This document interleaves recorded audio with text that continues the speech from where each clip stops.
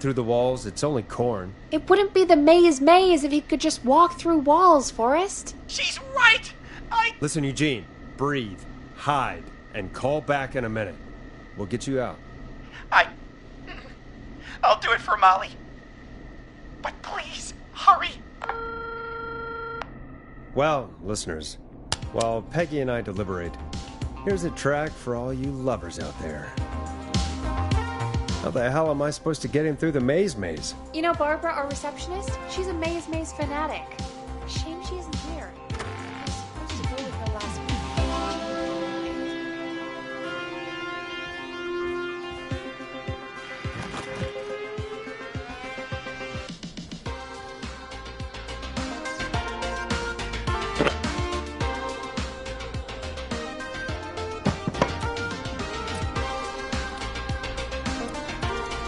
Why'd she change her mind? She went with that jerk Brad instead. Does everyone in Gallows Creek go on dates in the maze? A lot of folks do. There's something nice about getting lost, I guess. And besides, there's not much else to do here. Maybe we should call Barbara then, if she's so big on the maze. We could, but I don't actually know her number. But she probably has maze stuff somewhere. Go and see what you can find. That'll hopefully be enough. Which one is Barbara again? Barbara! You know, Barbara! Forrest, I've seen you speak to her. Help me out, Peggy. She's the receptionist. Sits at reception, never does any work because she's talking to Brad all day. Ring any bells? Right, yeah. Sorry, I guess it's just the stress of... No excuses. Just go and find something to help us.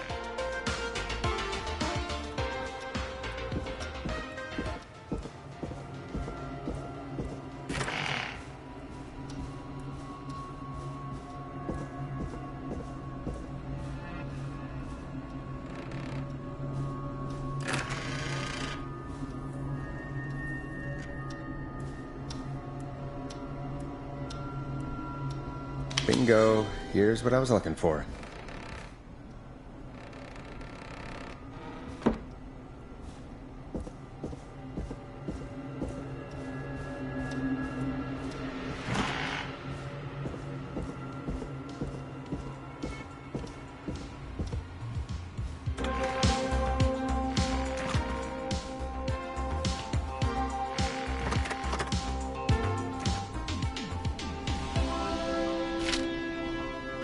Any luck? Yeah, I found a map for the maze in the trash. Why was it in the trash? Never mind. It doesn't matter right now. That's a question for Barbara later. Eugene called while you were away. He's on line 1. Okay, Forrest. Shut the music off. Welcome back to 189.16, The Scream. I hope you lovers like that track. And I hope we can help our lover in the maze. Eugene, you're back on air. I'm lost, Forrest. I just ran and I don't know where I am. I'm at a crossroad, facing a tractor statue. There are hay bales painted gold on my right.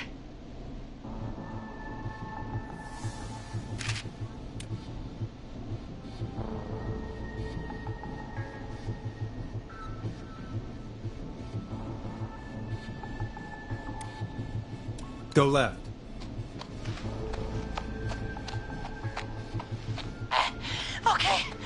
Okay. I went left, then tried a right. I have a pig statue in front of me and a creepy rocking horse on my left.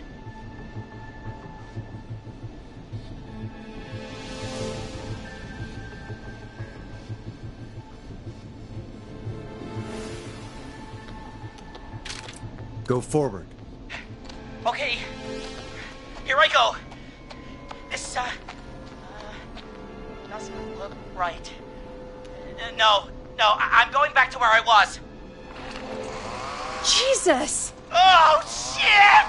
He's cutting through the walls! Where do I go?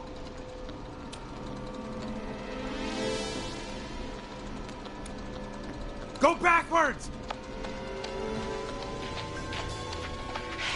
Crossroads! Pitchfork statue up ahead! Go left!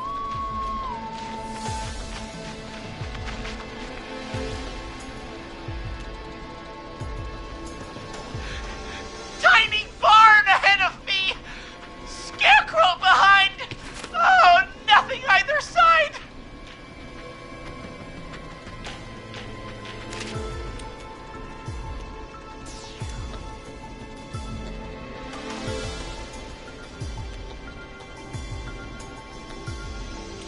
Go left! Okay! I'm going! Please! No! You don't have to do this! Ah! I think I'm gonna be sick. Poor kid. I mean, he shouldn't have been out, but still. What makes someone do that to a kid? By the way, why do you think Molly missed their date? Do you think she's okay? Unfortunately for Eugene, I think she probably never left home.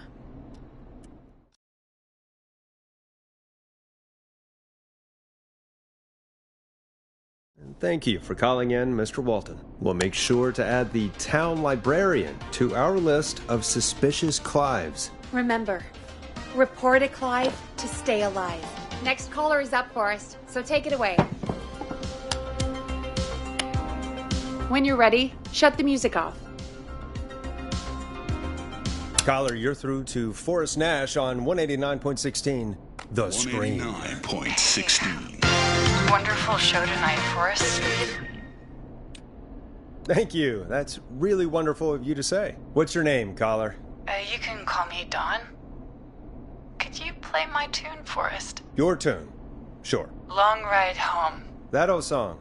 Sure. We got it. I think I played it the other day. Thanks. It'll be good to hear it again. All right, folks. Coming up is that old classic.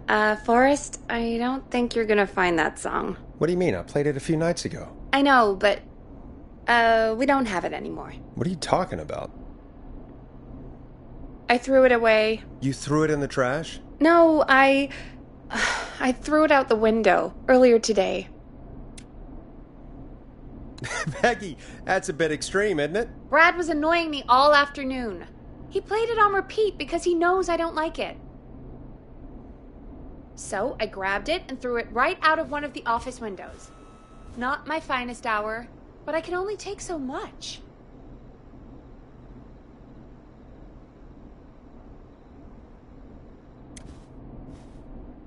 All right. So, what do we do instead then? Let's just play a different song. We've got more important things to think about anyway. Gotcha. Okay, folks. Here comes some unrequested music. Sorry about that, Dawn. Maybe try again tomorrow night. Sorry.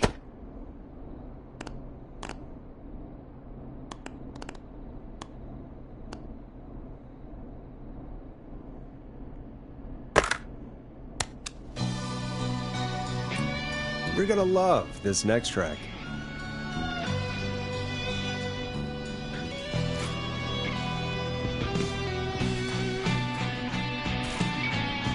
Of all the songs to request, why'd it have to be that one? Gee, Peggy, what did the barn finds ever do to you?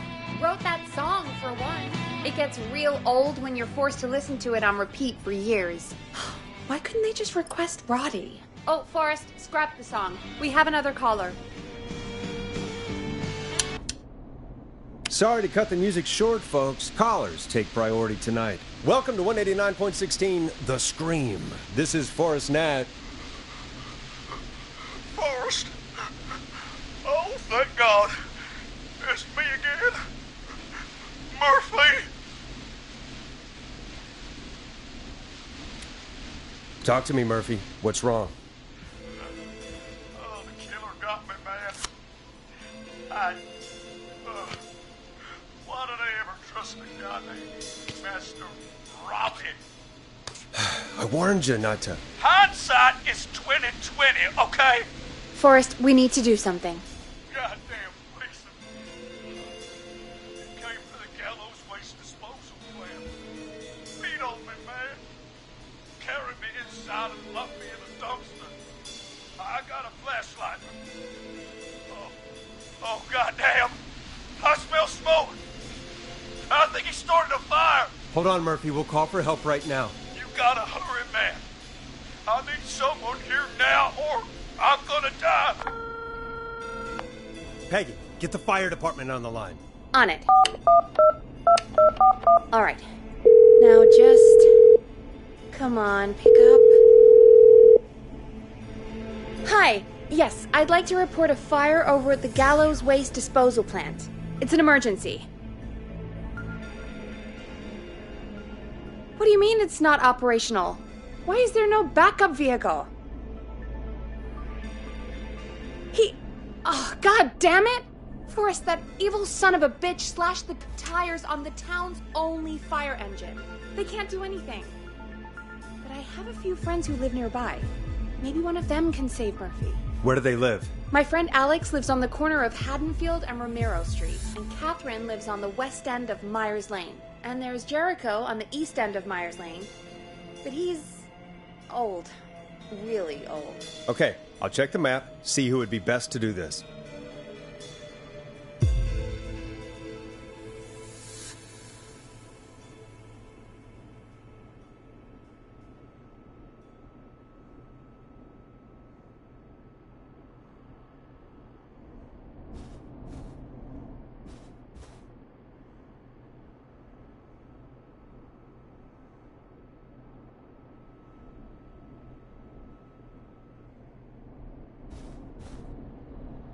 All right, Forrest, who should I call?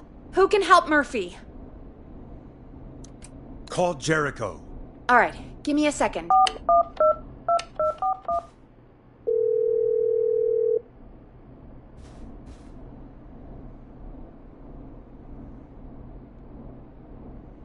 They're on the way. They'll call from the plant.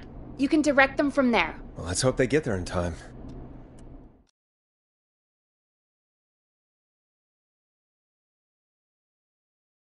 Forrest, I'm getting a call. Are you sure you can't? What's happening, Peggy? Old man Jericho wasn't fast enough. I don't know why I even mentioned him. But I did. The plant burned down. It collapsed. So Murphy is... Poor Fernando is gonna be crushed. Jeez, that's no way for anyone to die. Terrible way to go. Yeah. Murphy, I promise we will stop this. For you and for Fernando. Peggy, it's going to be all... Forrest, we have another caller. Let's not waste time. All right, folks. Another of our good citizens is on the line. Let's see what they have to say. Welcome to 189.16 The Scream, with me, your host, Forrest Nash. Forrest, Teddy Gallows Jr. here. I just want to say that my thoughts and prayers are with my Gallows Creek neighbors during this awful time. Oh, it's mayoral candidate and scion of the town founders, Mr. Gallows. Are you in danger? We need to be a town of law and order. We need cops who have the tools and funding they need to keep us safe. Okay, Teddy. I know you're an outsider to our little town, but you're really stepping up to bat for us all tonight. I just want to say thank you for taking a swing for Gallows Creek. Jackass. Right. Thanks, Teddy. Now, are you... Teddy, you lowlife! This is not the time to promote your damn campaign. I just want to make sure our town is safe and prosperous. That's why the Gallows Family Factory, founded by my father, Theodore C. Gallows, God rest his soul, which employs over 200... Teddy, unless you've got an emergency, I'm cutting you off. You know what? I do have a problem. A problem that's ruining our town. You know what it is?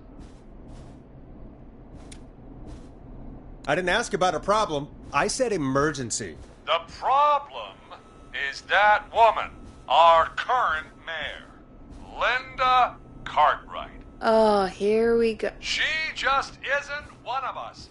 Linda Cartwright is un-American, unstable, and You're not better than anyone, Teddy. Just because you inherited half the town. your producer sounds a little unstable too. Don't you dare speak to me that way. Cut him off, Peggy. I can guarantee this kind of thing will not happen when I take office. The moral decay of... And that's enough of Teddy Gallows Jr. for one lifetime. I always feel disgusting after hearing him talk. Just play an ad for us? I need a minute. We'll be right back after these messages.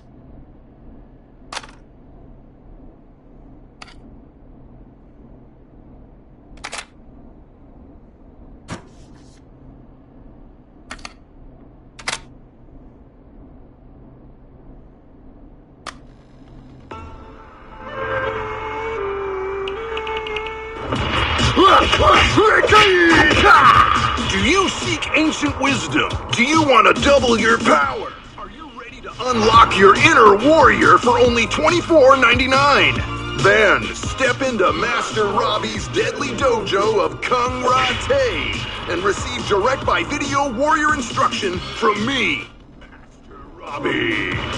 You will learn the 4 qualities of an ultimate conqueror.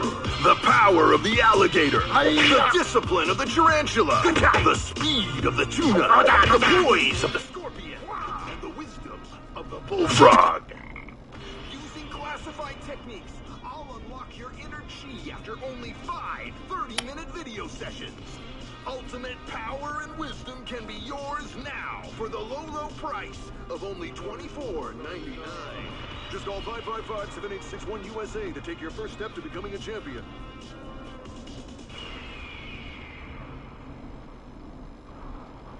Never forget the element of surprise! If you buy today, you'll receive 2 additional VHS tapes, the Tornado Technique and Karate Lovemaking. Call today! Jesus, you know, after what happened with Murphy, I think... Yeah, we should take that out of rotation. Kind of a shame, though. It is pretty fun. Yeah, I bet karate lovemaking sure is something. Is Forrest Nash at a loss for words? Let's just get to the show. Apologies, folks. We must have left that tape in rotation by accident. I think it's fair to say that's one deal you can skip. But what you can't skip is what our next caller has to say. Caller on line 1. Hello, caller. You're live on the Scream with me, Forrest Nash.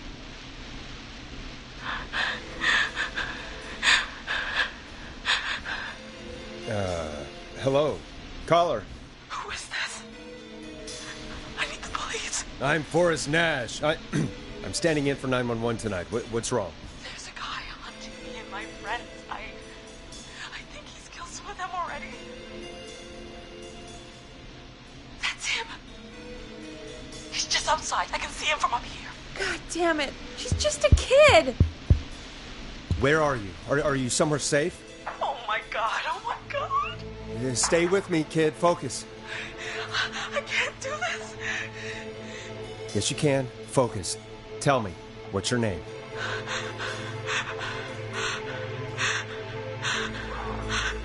Sweetie, you can do it. What's your name? Carrie. Good. Carrie, listen to me. We're gonna get you out of there, all right? Now, where are you? The old murder house. Upstairs. I'm at the end of a hall. There's a bathroom, like an entrance closet. Oh, he's coming. Where should I go? Go to the bathroom. Okay, I'll...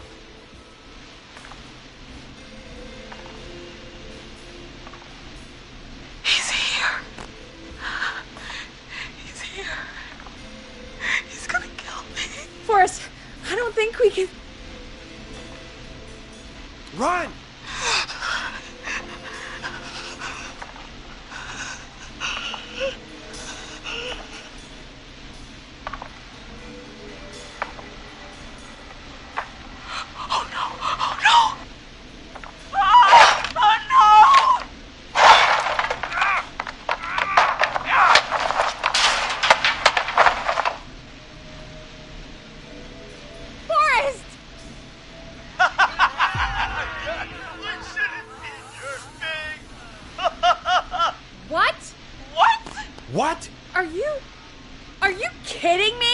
Okay, what the hell is going on here? Oh, who's on the phone, Carrie? The cops? It's just a joke, jeez. Wait, isn't that... Jimmy, that wasn't funny, you sicko! Of course I called the cops, but some guy just answered instead.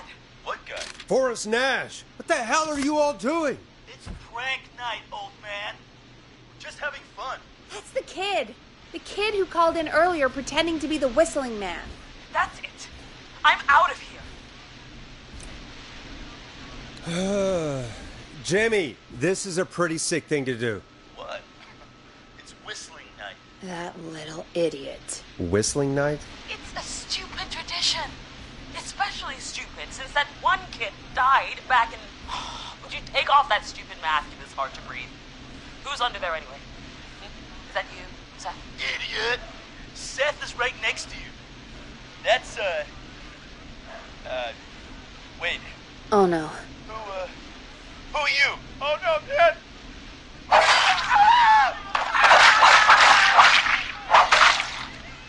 Everyone, get inside! Everyone, run! You two, barricade the door. Scott, Heather, you barricade the back. As long as he's out there and we're in here, we're safe, right? You bought time, but not much. Forrest, we have to... Heather, I already called the cops. Forrest picked up. He's the best we're gonna get. Who is with you, Carrie? My friend, we drove out to the old murder house and... Oh, of course! The van! Who's got the keys? Jimmy had them. Jimmy.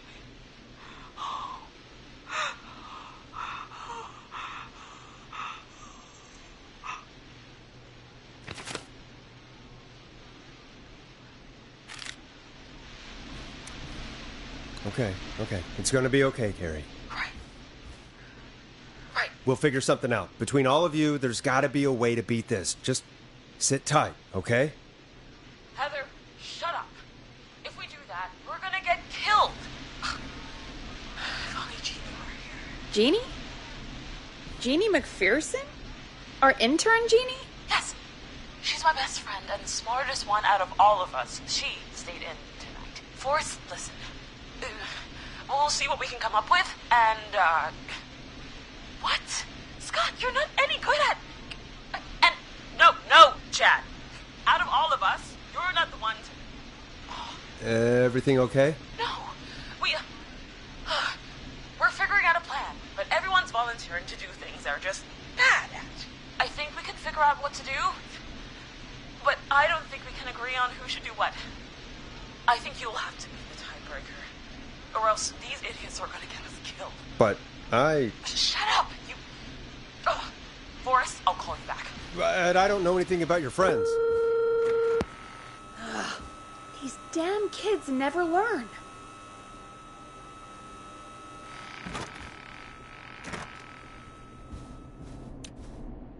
Are you okay? They do this kind of thing every year, Forrest. People get hurt.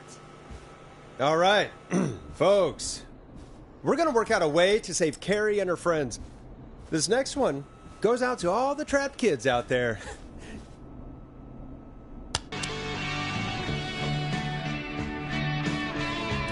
Here comes one of my favorites. Peggy, you mentioned something about their friend working here? An intern? Yeah, Jeannie. Seems a nice enough girl, but a bit head in the clouds, you know? Not sure why we took on an intern. We really didn't have the office space for one. Poor thing got tucked away in a dark corner somewhere downstairs, I heard. All right, I'll go see if I can find her desk. Hopefully she has something we can use.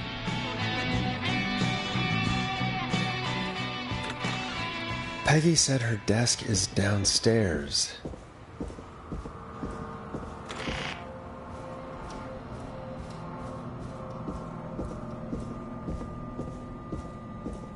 Jeez, they really tucked Jeannie away.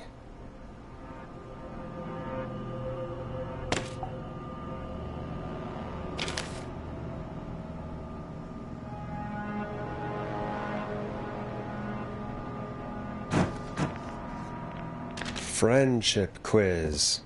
This might work.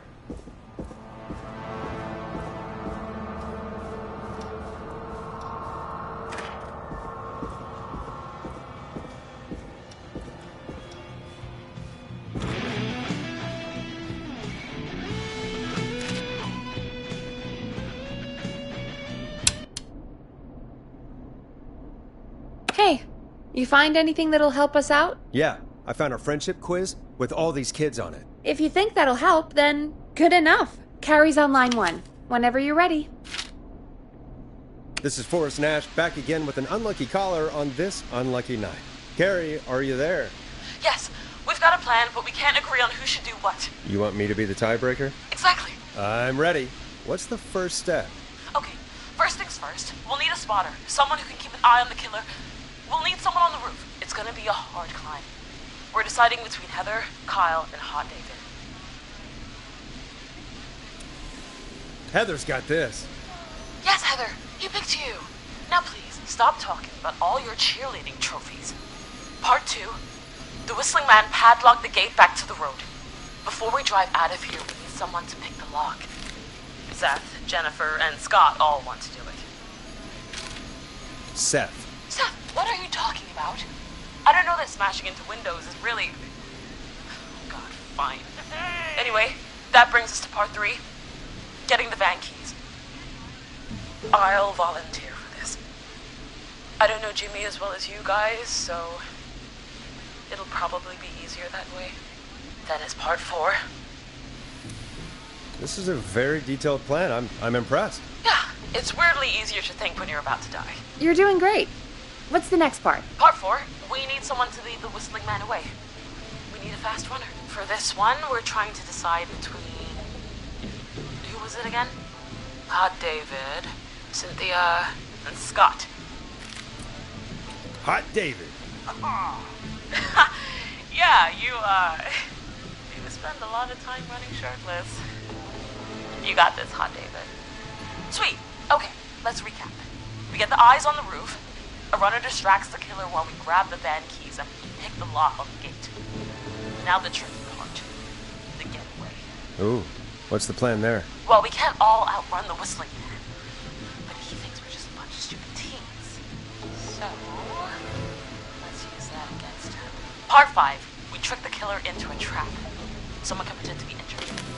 Who would make the most believable lead? Who you got? We got Lisa, Tammy, and Cynthia.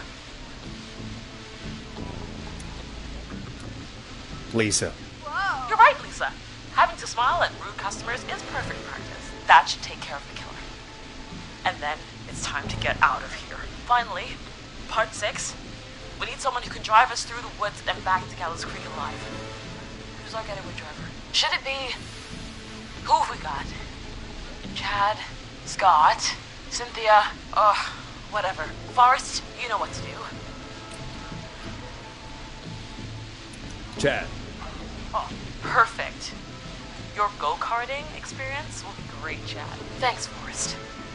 We'll just take a few seconds for ourselves, and then it's go time. Sounds good. Talk to you in a sec. Good luck, Carrie.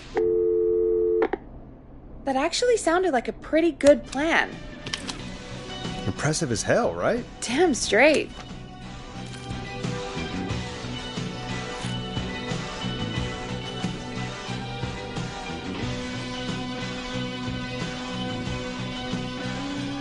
Oh, the kids are back already. Line 1 again. If you're just tuning in, we're coming to you live with a bunch of teens about to flee a madman. Listener discretion is advised. Are you ready, Carrie? We're good to go, Forrest. Good luck. And Godspeed. You got this. Here we go, everyone. Spotter, to the roof. Go, Heather. She's off and away. All right, Renner. Get ready. Wait for the spotter's signal. Spotter says go.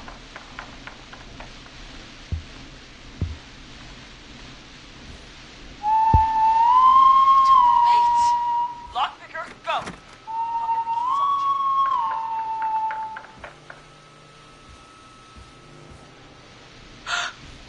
Oh, Jimmy. Oh, his face is... The keys, Carrie. You need to get the van keys. His face is lying next to him, Forrest. He got got. Oh, God.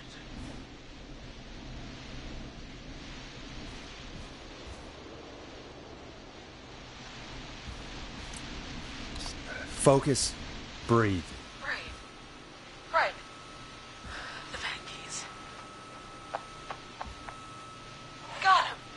David should be back any second. Lockpicker's still working.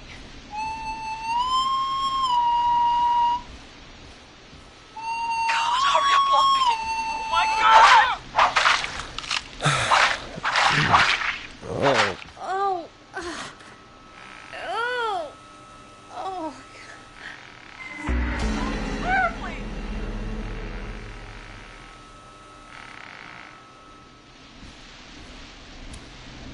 You have to keep going. Don't give up, Carrie. Don't give up. Right. Right. We just gotta keep pushing on. Time to trap the killer. Alright. Bait. Get into position. Everybody else. Hide.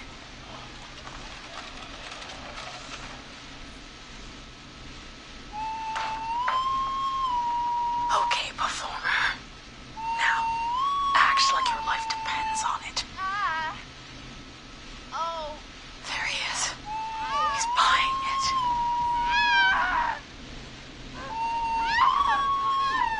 Now! Push the bookshelf over!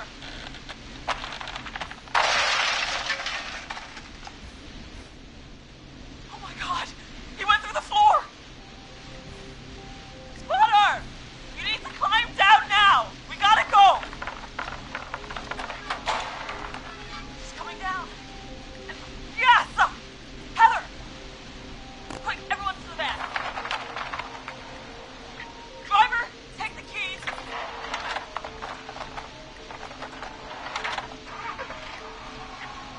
Goddamn gate's still locked. We're gonna have to ram it! Carrie? Oh, what was that? It's the whistling man! Drive! Now! Hold on!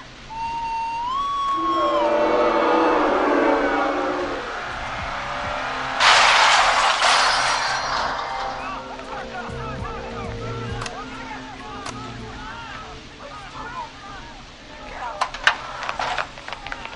No! Come on! Carrie! Carrie! Oh, we crashed. Everyone ran. Forrest.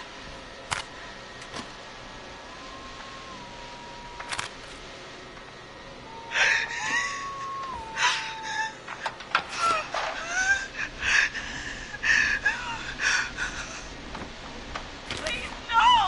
No!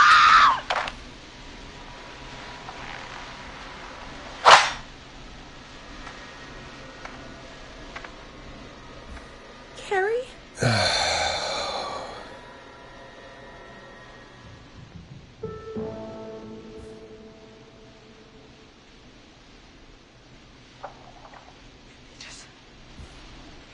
He just stared at me. Carrie! Carrie? He just stared at me and got my leg out. I don't understand. Thank God you're okay. Can you get somewhere safe? I can make it home. Thank you both for helping. If you hadn't, I guess the plan was just... It's my fault. Don't blame yourself. No, it's... I need to get home. Breathe, Carrie. You're okay now. I'll call you when I'm somewhere safe. Talk to you then. Folks, that was a lot. Our thoughts go out to the parents whose kids won't make it home tonight. For any kids listening in, please stay inside and stay safe. And parents, hug your kids extra tight tonight. Here's a song for the girl walking home in the dark.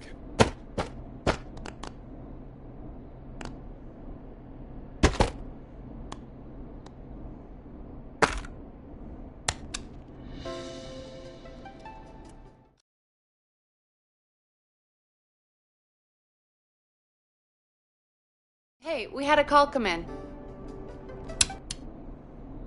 Forrest Nash here. Listeners, we've got another caller live on 189.16, The Scream. What's on your mind, caller? Hey, Forrest. I just wanted to phone in and say that I think I speak for everyone when I say that you're providing a real service for Gallows Creek tonight. It's cool what you're doing, man. Well, I'm just doing my job, friend. Anyway, tell me about yourself. What's your name? Are you keeping safe tonight? Yeah, man, I'm good, thanks. I'm at my roller rink, trying to get everything ready for the Harvest Festival tomorrow. I had a guy from Starling Security here earlier installing the Starling 4000 system, so I'm a little behind. As for my name, my friends call me Roller Ricky, and I now consider you a friend, my man. We're friends now, huh? Well, that's kind of you to say. Thanks. Yeah, man. Sounds like roller skating is more than just a job to you. So is this vocational? I wasn't always Roller Ricky. Once upon a time, believe it or not, I used to go by just Ricky.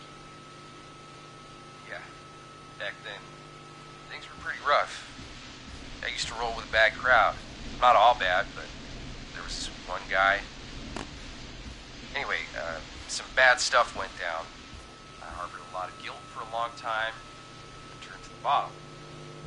I didn't really talk about it or even know how to talk. It's just how it was. That bottle took the best years of my life. Or so I thought. It's never too late, Roller Ricky. How did you turn things around? I joined a support group. I opened up about my problems. Sharing that burden just took so much weight off. It's a long story from there, but I found roller disco. I learned how to have fun again, cutting loose and making shapes. Now whenever I get down, I get down. I'm finally free from it all, man. It's important just to talk to somebody. That's the first step. Ain't that right, Max? Aw, hello, Max. Welcome to the show, Max. Max is my emotional support dog. He's a rescue dog, but I always say he's the one that rescued me.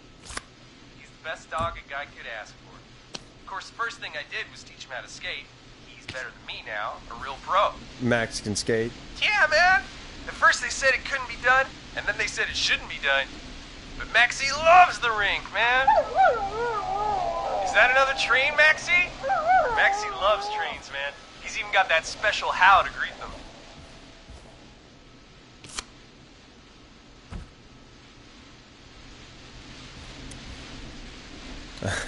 It sounds like you two make a great pair.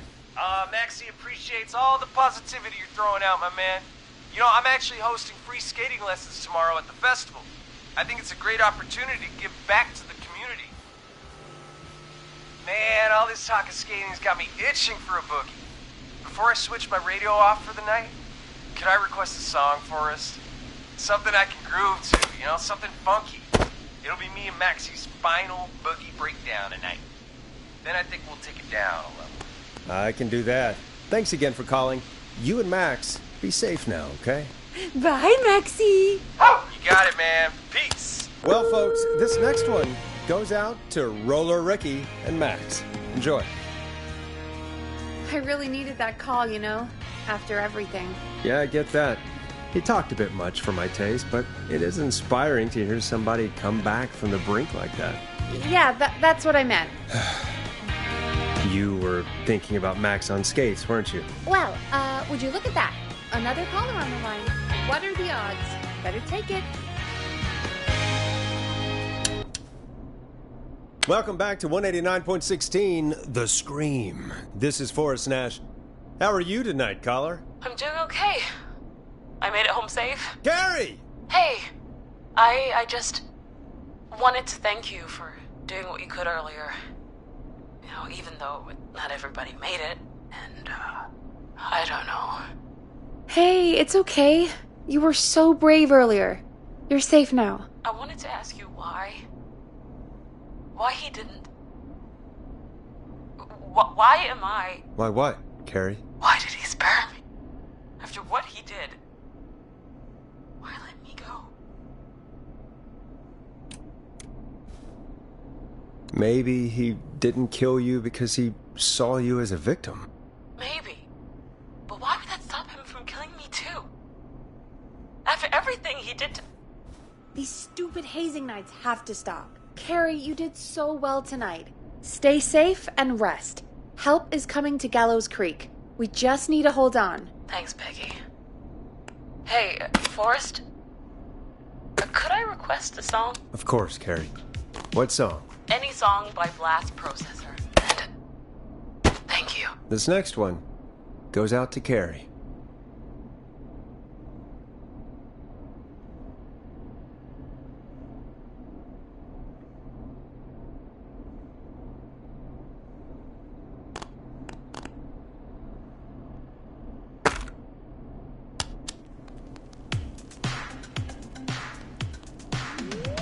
You know, what Carrie just said has really got me thinking. About what? The Whistling Man left her alone. Why? There must be a reason. When it comes to masked whistling killers, I don't think a reason is a key part of their process. Well, it's something to consider. I need to take a break. If you want to stretch your legs, now's the time. Just hit the Peggy button when you want to get back on air.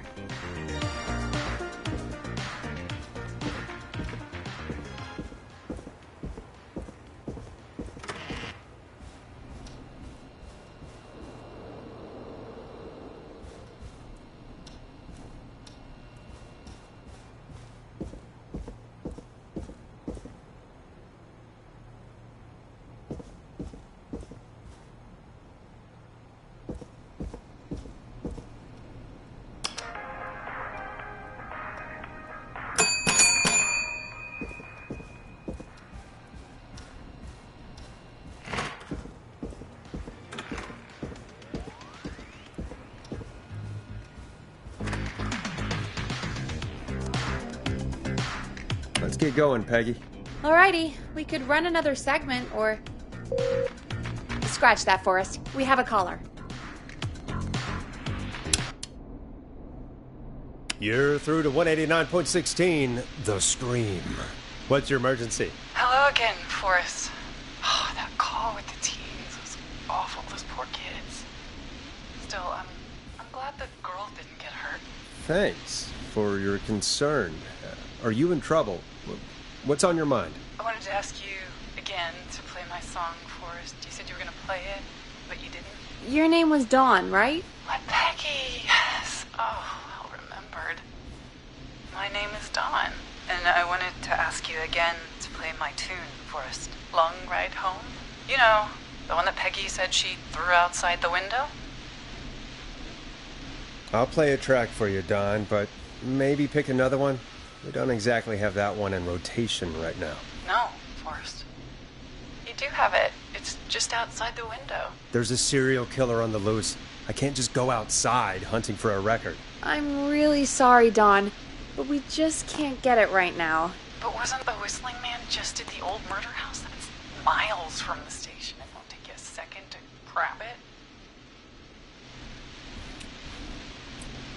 Nope. I'm sorry, Don. I'm just not going out there. Oh, but I think you will. Forrest? Peggy, I'm calling with more than a request. I know something. I think I know who's going to be next. What? Are you serious? Play my song, Forrest, and you'll find out. Well, folks, here's some music for you while I think things over.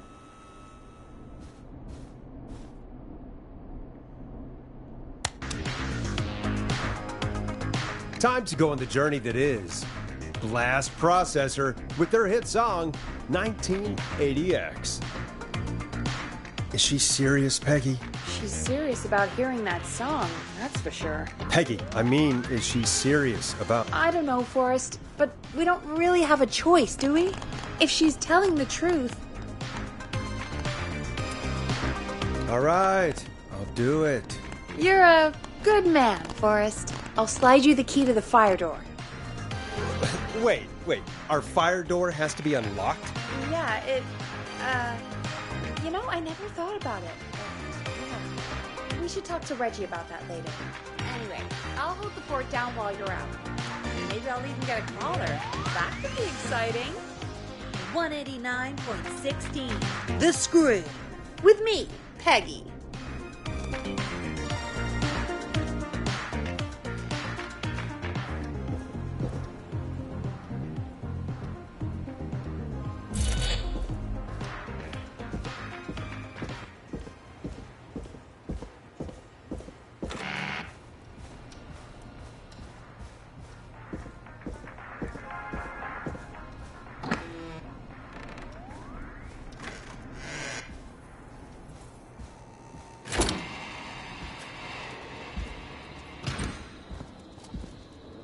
You know, I hope she'll be happy when I'm brutally murdered by the Whistling Man.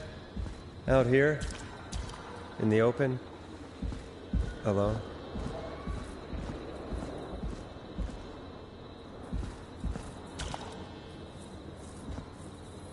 Here it is. Long ride home.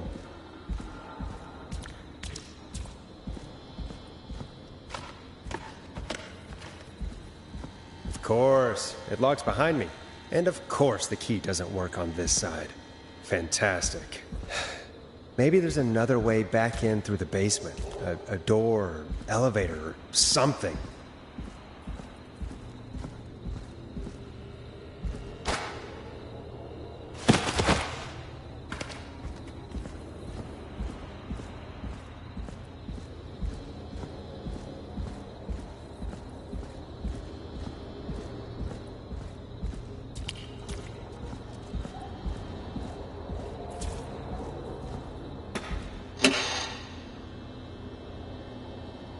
Looks like I'm gonna have to hunt around for some new fuses.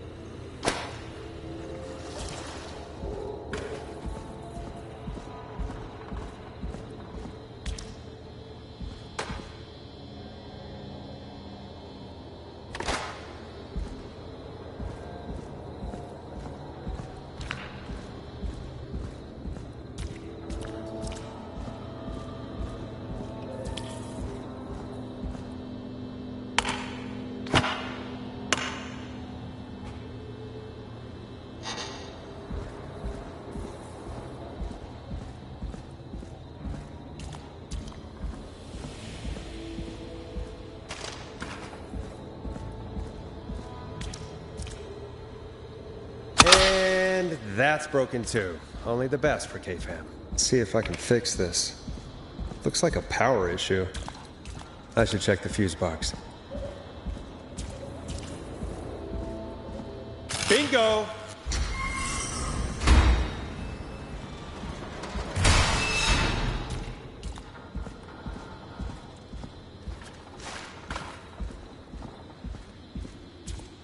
I could probably survive that fall.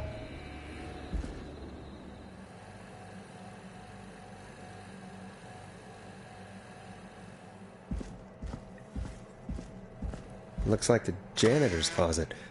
What did Peggy say his name was? Clive?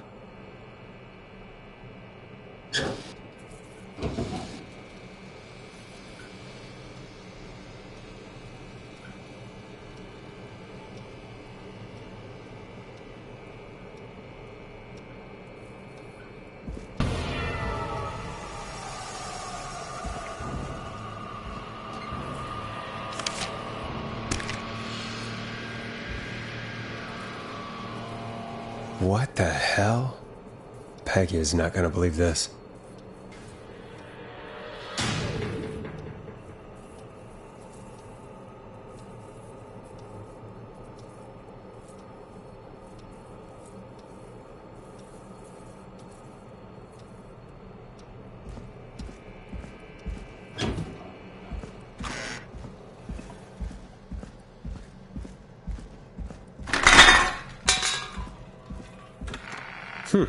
I wonder how the show's going.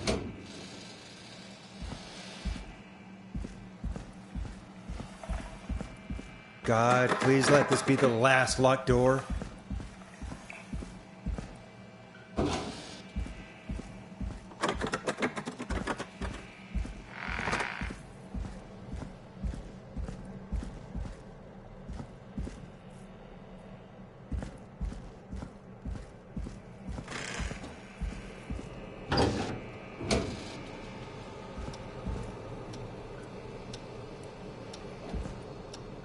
Ah, there's the beautiful key. Should be able to get back to the studio now.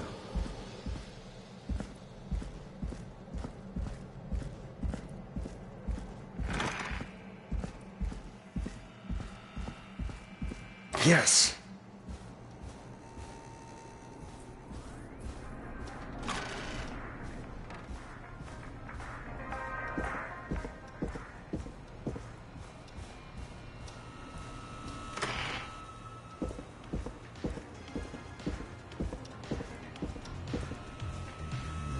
Isn't that such a good song, folks? And now for... Jesus, Forrest, you've been gone for ages. I thought something had happened. Something did happen. Clive, the janitor, might be Clive, the murderer. What? I'll start from the beginning. The fire door locked.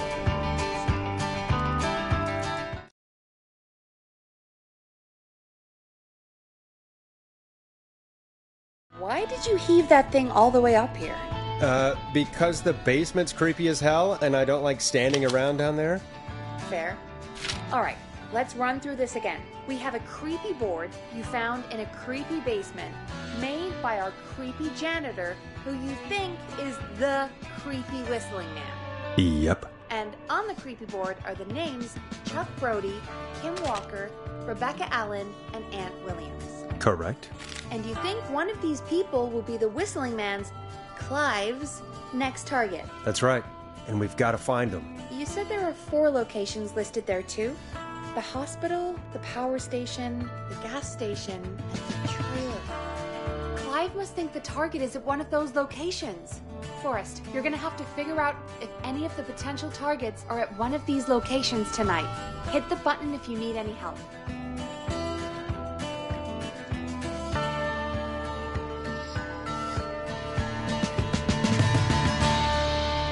How's it going?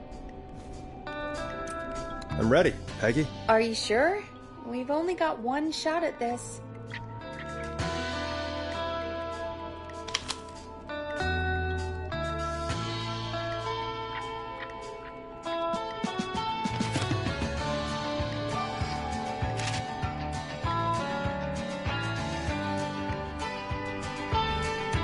I'm sure. Let's do this. Okay, name first. Who do you think the target is?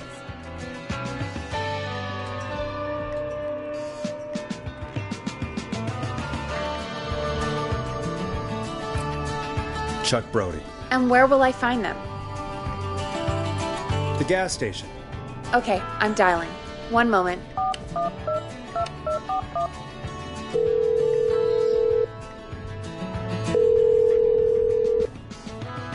Hello? Chuck Brody! Listen, I know this sounds crazy, but we have reason to believe the Whistling Man is coming for you. You need to get yourself and everyone else out right now. Who is this? This is Forrest Nash. Listen, the Whistling Man's back. We found a list with your name on it, and... God. It's today. Dear, I finally let myself forget.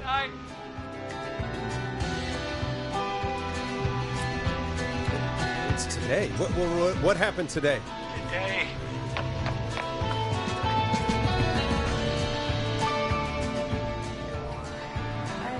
I think he ran off.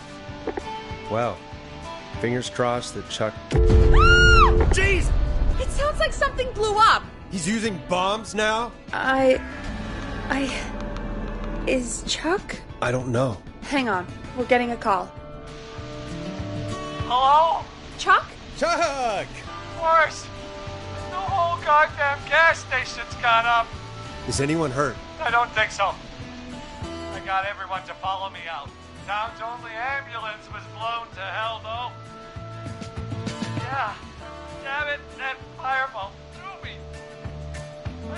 get to the hospital. I'm not feeling great. Forrest, man, I can't thank you enough, but yeah, I gotta go. Wait, Damn it. We lost him. What was that about today? Oh, Forrest, the call board is lighting up. Get us into some music while I deal with this. Here's some music while we regroup here on KFAM 189.16, The Stream.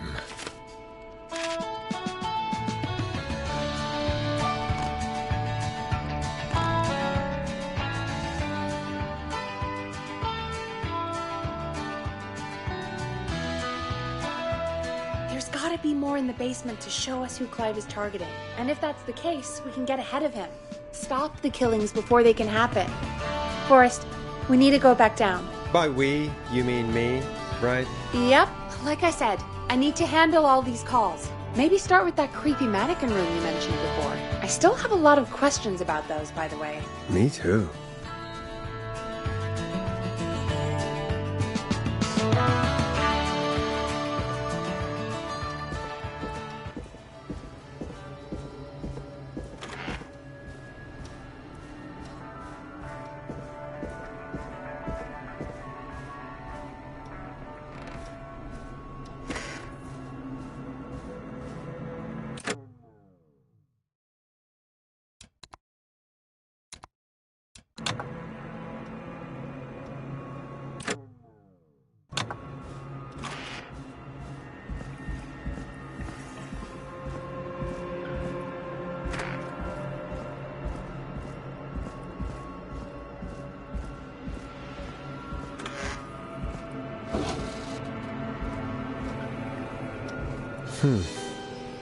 The key? Was this always here? I must have missed it when I brought everything upstairs.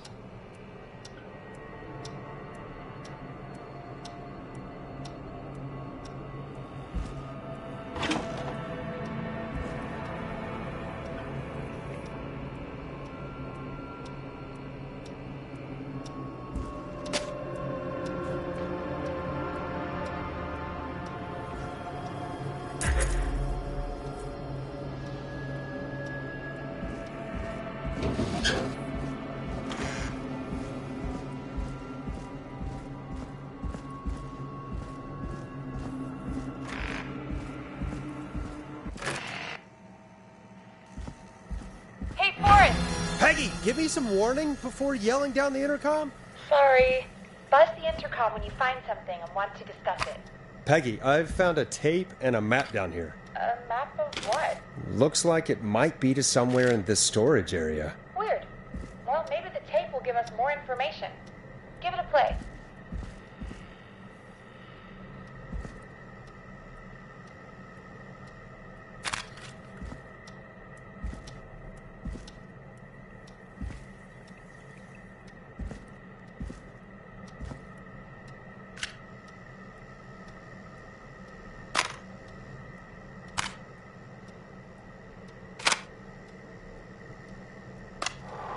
George Barrow, 1968. That's when this all began for me. Follow the maps, find the tapes. I'll be waiting. Wait, George Barrow? We all heard that he drowned after a night out drinking. Was it actually Clive? Has Clive really been the whistling man for that long? He says I need to follow the maps and find the tapes. I guess that's what this map is about. I think we need to see what else is hidden down here. Be careful, Forrest. Keep looking. Buzz the intercom when you found something.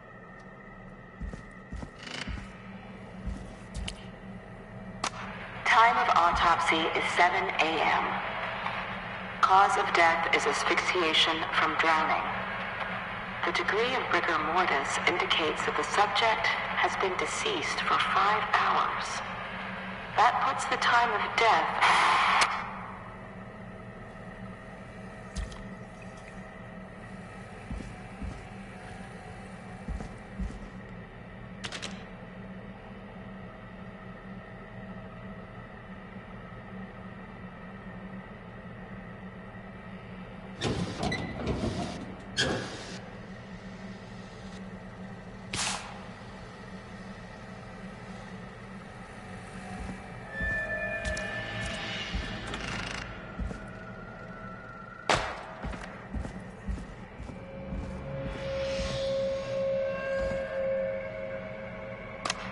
Small lacerations to arms, legs, and face, typically obtained by running through foliage. Severe blistering to This the looks feet, useful.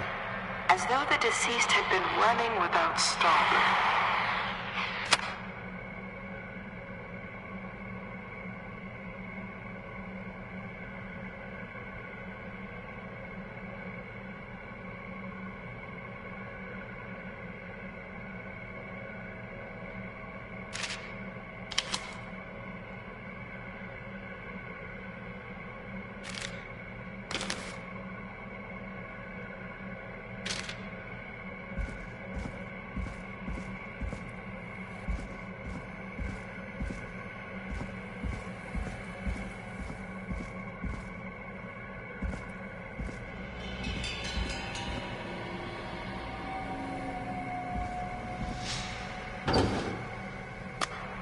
It is the coroner's opinion that the subject likely feared for his life and was chased, resulting in a fall from a height into a body of water where he hit his head, was knocked out, and drowned.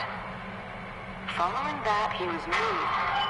Dr. Sullivan, we need to have a talk. That recording. Shut it off.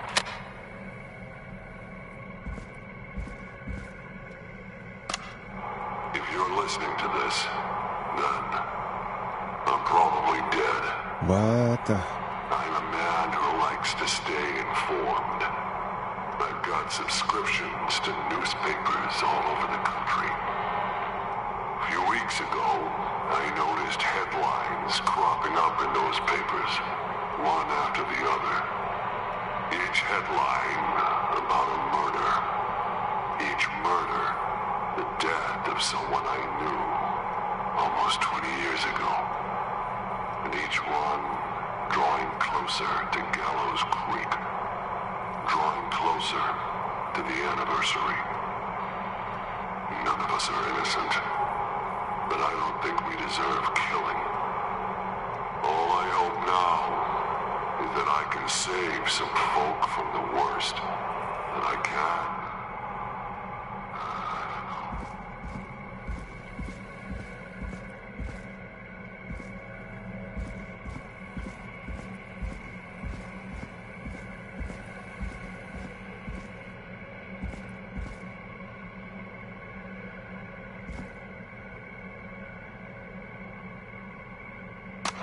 Preliminary toxicology results shows no signs of inebriation.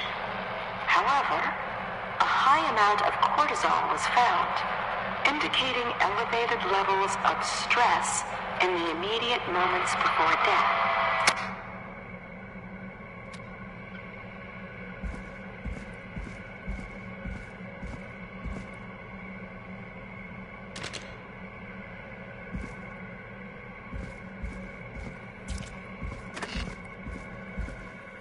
What have you found, Forrest? It's an autopsy tape. Doesn't say for who, but I think it must be for George. Poor George. He was so young. Something's bugging me, Peggy. What do you mean? I swear I recognize the voice of the woman talking on the tape. I just can't place it. Seriously? Do you think you've met her before? I don't know. I mean, I just got here recently.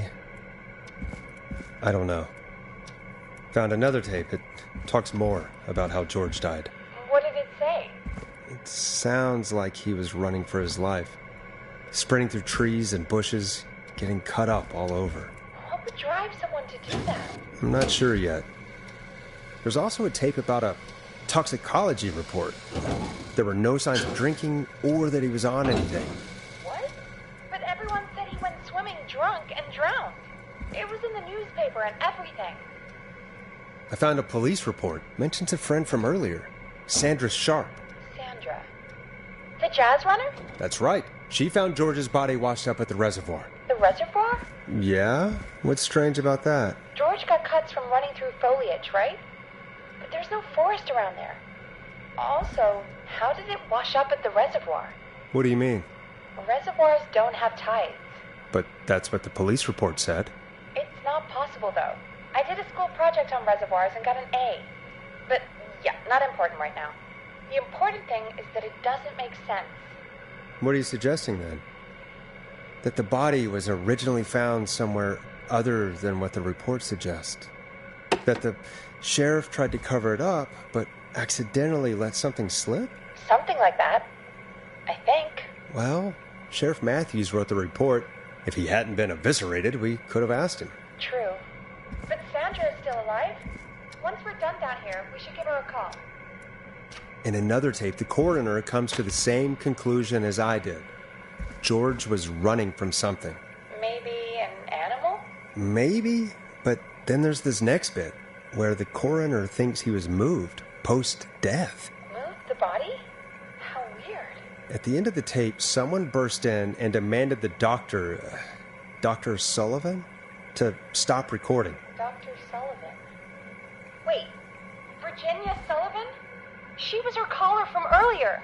Well, then our caller was involved in a conspiracy around this boy's death. We need to call her back once we finish down here. It looks like she might know something about what's going on. I think I found Clive's last recording. I think Clive might be gone. Gone? I found a confession. Not for any killings, but for playing a part in covering up George's death. He left this behind in case he died. He hoped someone would find it. Do you think the Whistling Man already got him? Possibly. We've had a lot of callers tonight, but maybe not every victim made it to the phone, you know? We don't know how many there really are. Christ, Forrest, that's dark. I know, but Clive said he had read about other murders in other towns, and that the murders were all folks who knew about the incident. And the killings were getting closer to Gallows Creek. He said he wanted to do something good for once. The board in his office. He wasn't tracking people down to kill them. He was tracking them down to save them. Ugh, why didn't he just come out with all of this? He said his employer threatened his family if he spoke out about any of it. His employer?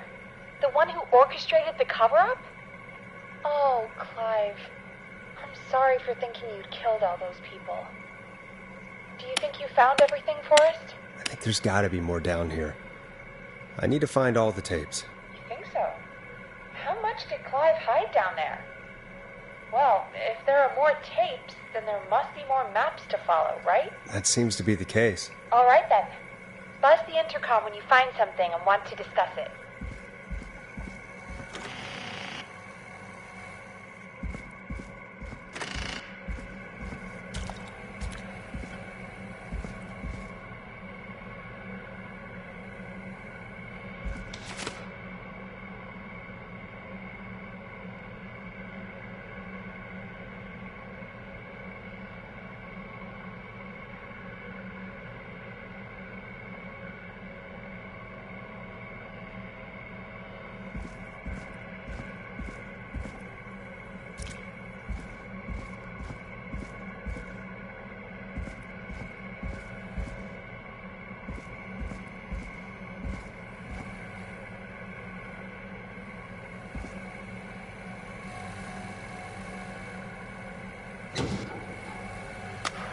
Additionally, there appears to be a post-mortem injury to the arm.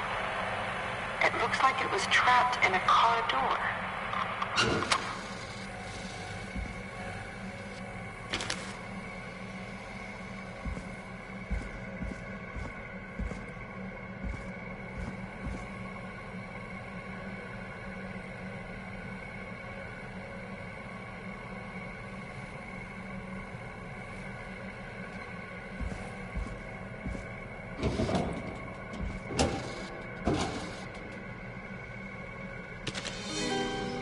Now this has to be important.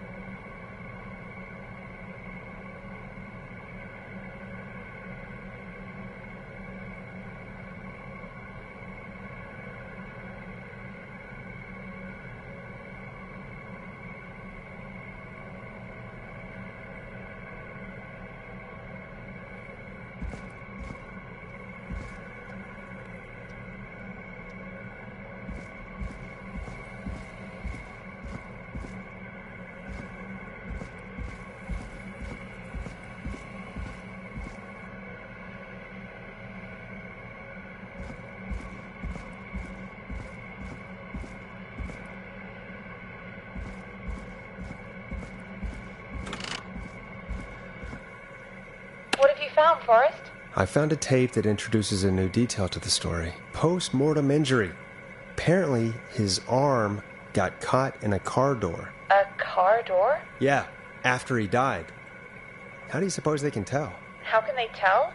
I'm a radio producer, not a coroner. The written report I found doesn't mention it at all. How did his arm get trapped in a car door after he died? Unless he got it when the police collected his body, I guess someone else must have moved it after he was dead to where he was eventually found. But the report, what is going on here? I found a written autopsy report. What does it say? According to that, it's just like you said at the start. George drowned after getting drunk. Said he liked to fight, too. But that contradicts the tape. I know. And I think I know why. There's a note with the report that says, "I'm sorry I made you do this, Virginia." If it was on the autopsy report, then Virginia must be our coroner. Wait, the caller from earlier, when we had to call the takeout restaurants, wasn't her name Virginia? Do you think you found everything? I think so. Forrest, what's going on here? Someone wanted that boy's death to seem like an accident. And they hired Clive to make it look that way. Come back upstairs when you're ready. We need to figure out our next step.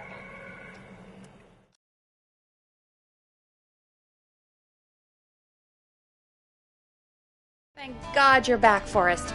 I've been running out of stuff to pad our airtime with. Peggy, you work in radio. Forrest, I'm stressed.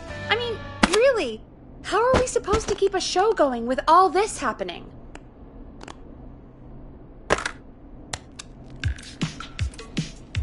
Beats me. But we gotta do it, and we're going to. You're right. So, what's the plan now? I think we should call Virginia back. All right, I'll get her on the line. Okay, Forrest, shut the music off. Hello again, Gallows Creek. This is Forrest Nash. We're circling closer to the truth behind tonight's events. To this end, we're calling back one of our earlier callers, Virginia Sullivan.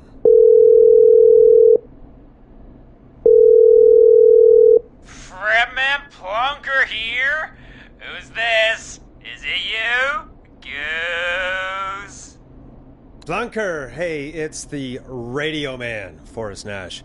Radio Man? What's up? Solving mysteries, saving lives. The huge. Right on. Plunker, what are you doing at Virginia's house? She asked if we could stay to keep an eye out for that whistling turd. So we're hanging out, bro. Well, that's big of you, Plunker. No, it's nothing. Can I speak to Virginia? Sure thing, Radio Man. I'll just go get her. Who is this? Hey, Virginia, it's Forrest. I'm glad you're still okay. Oh, Forrest. Sorry, I'm still jumpy. I can't blame you. I'd be jumpy too. I'm so sorry this happened to you, Virginia. I thought I was. I thought... Easy. We're not calling to talk about earlier. We're calling because we think you can help us understand why this is happening tonight. Me? What would I know? Does the name Clive mean anything to you? Clive? No. I don't know that name. What are you asking about this for? You mentioned that name earlier when you called us the first time. I don't know what I said then. I was petrified, Forrest. Clive's the janitor at our station, and we know you spoke to him in the past. Forrest, please. You don't know what you're doing. He'll come for me. Virginia, it's okay. Clive won't be coming after you. We think Clive's dead. Dead? But isn't he? He's the whistling man, Forrest. We thought so too, but... You don't understand. All those years ago, he... It's okay, Virginia. He's gone. We found evidence to suggest he... well... And we found your autopsy reports for George Barrow. How? I saw him and destroy them. Well, he didn't. I don't know if he kept them or made copies or what, but we found them. And we know it's related to what's happening tonight, which is why we called you. Why did you write a false report? All right. One day, I came into work to find a boy on my slab. And as I finished the autopsy, this man, Clive, he just burst in. And he started making demands to give over the reports, to falsify what I found. Of course I said no. But, well, when someone wants to make you do something, they can use the carrot or the stick. For me, he used both. You see, my sister is sick. She has a chronic condition that's never going away. It's expensive to treat, and it was getting to where I couldn't afford it. And Clive promised me that his employer would pay for my sister's treatment if I did what he said, and that if I ever spoke about this, he'd beat me to within an inch of my life. I don't know why he had me do it, but my sister needed me. You have to understand. She needed me. We understand. Thank you, Virginia. That was brave. God, I just want this nightmare to end. This will help end it, Virginia. Thank you. Stay safe, Virginia.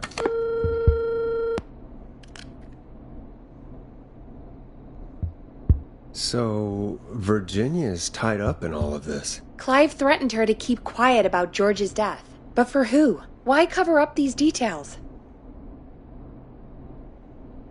Well, we know Sandra was involved in George's death. Do you want to call her? I do. All right, but before we go asking questions, I think we should know what we want to ask. Is that fair? Yeah, we need to ask her about finding the body. She was the one who discovered it, but something just doesn't add up. 100%. She knows more than she's saying. I wonder what she's hiding.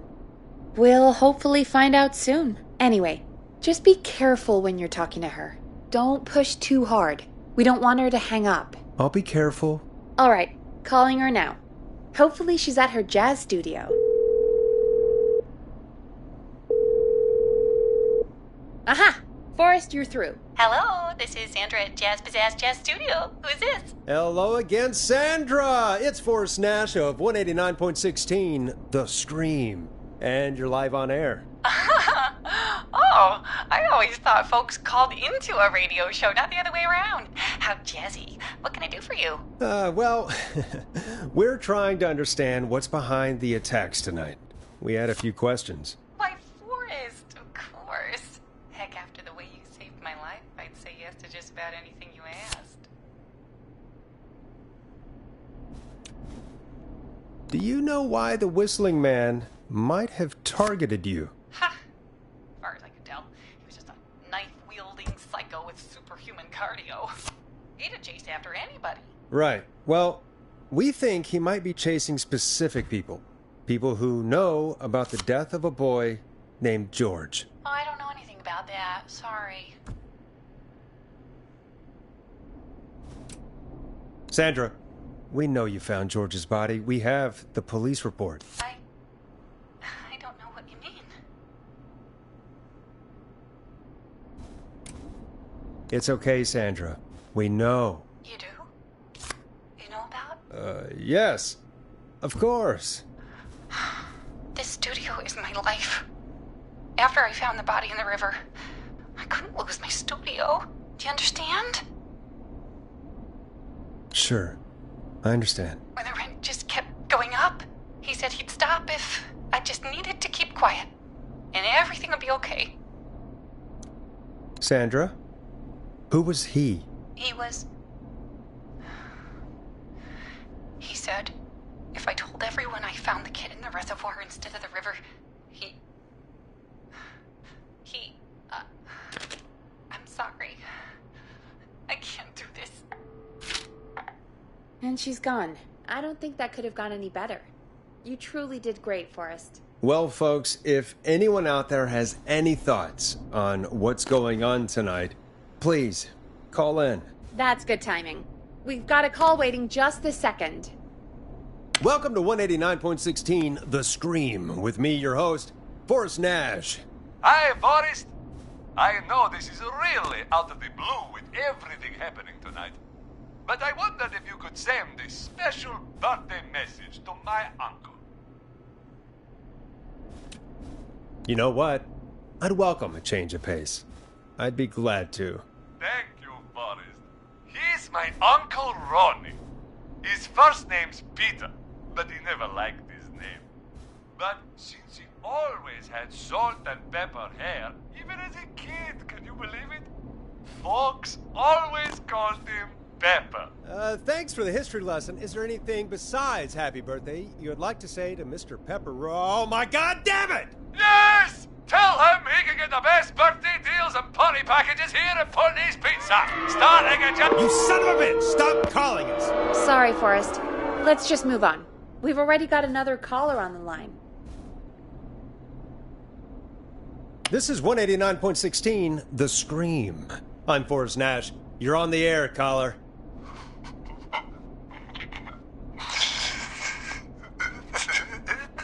Caller.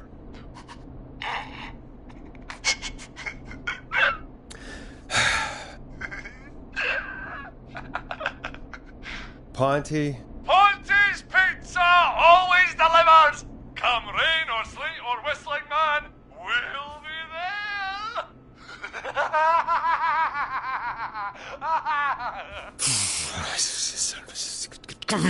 Forrest?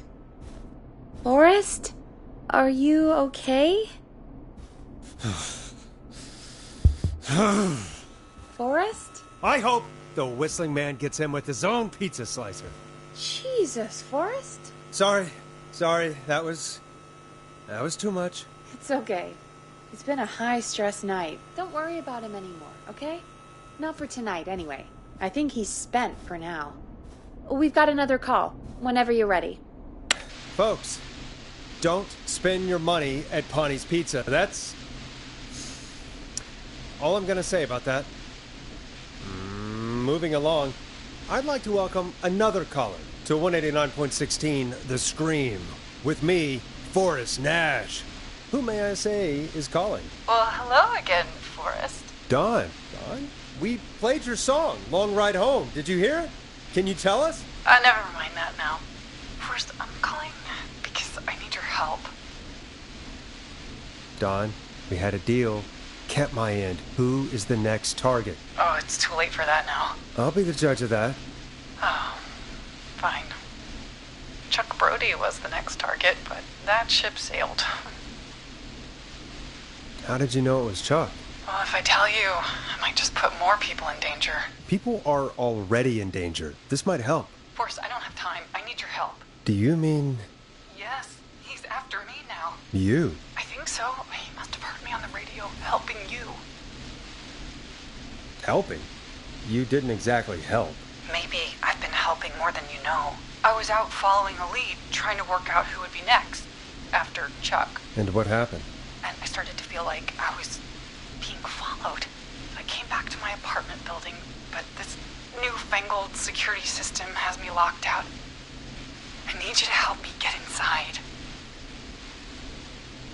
Don't you have a key to get in? Only for the apartment door. The front gate requires an entry code. The future is electronic, I guess. I need that code to get inside. Which apartment block do you live in? Maybe one of our listeners lives there too. It's the new Woodside apartment building between the town hall and the trailer park, but I doubt any of your listeners live there. I don't have many neighbors. Sounds like a prime piece of real estate. The sound really carries at night. Shit. Sounds like a noisy part of town. It is. Boy, I wish he'd muzzle that thing and... Oh. And now he's blasting David Scopo out of his window. This night can't get any... He's coming down the street. I don't think he's seen me yet. Forrest, please. I need your help. I need the code for that security system, or I'm gonna die. What's the name of the security system? There's a sticker on the box. It says Starling Security 4000. There's a keypad, and it looks like it wants a 6-digit number. 6 digits. Sounds like that would be hard to remember. Yes, very hard, especially on a night like this. Yeah, of course. Don't worry, Don. Thank you, Forrest. I knew I could count on you. I'll sit out of sight. Call me back soon. All right, folks. Here's a little tune for you all to enjoy while I try to break Dawn into her apartment.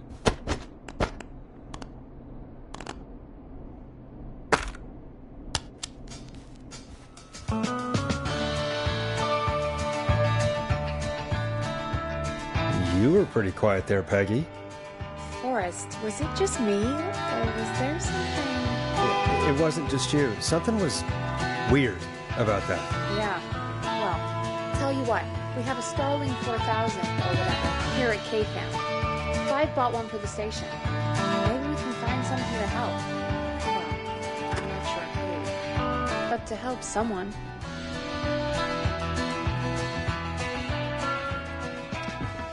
Okay, so she's locked out of the Woodside Apartments, and somewhere Clive probably has the papers for the Starling 4000.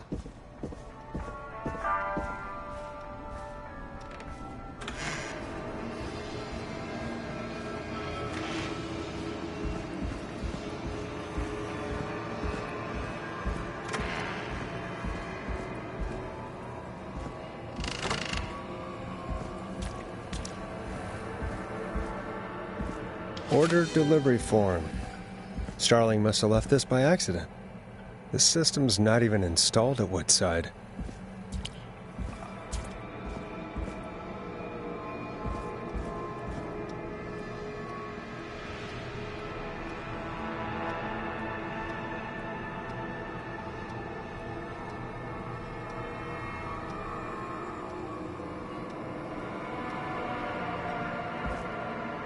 Starling 4000 user manual. Ah, these codes should come in handy.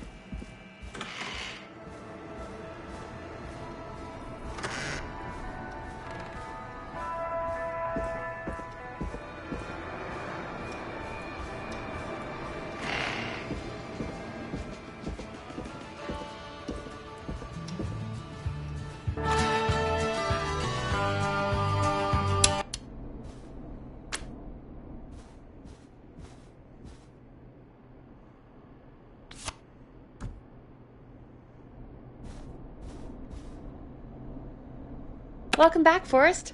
Find anything? The Starling 4000 security manual. It's got a bunch of codes. Good. And did you find anything else? I saw a list of everyone else who bought the Starling 4000. Know who was on there? Oh my god. Roller Ricky! Do you think we should give him a call? Is that crazy? I don't know what you'd say, but... That might be a good idea. Okay, one moment. I got the number here. Patching you through.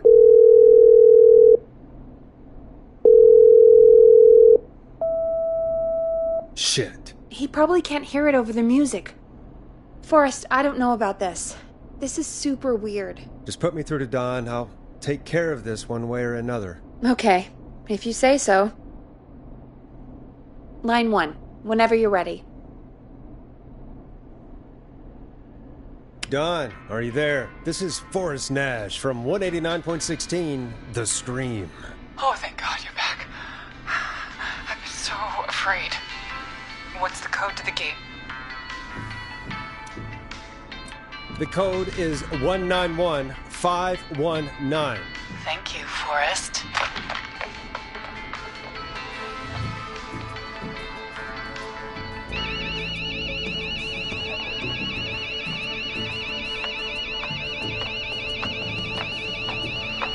Son of a bitch. Ah!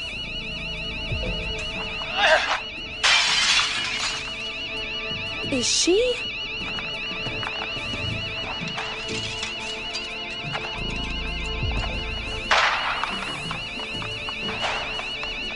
Yeah, stay out!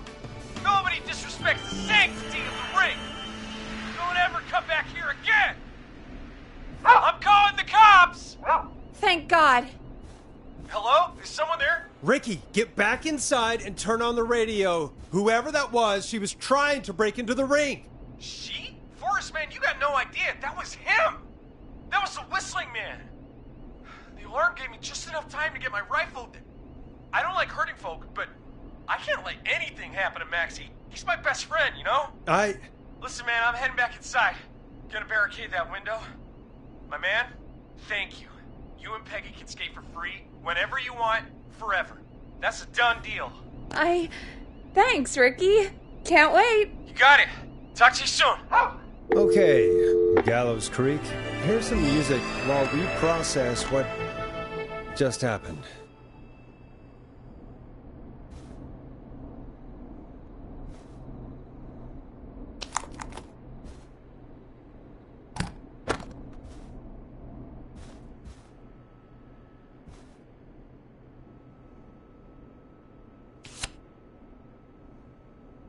Play a record, Forrest.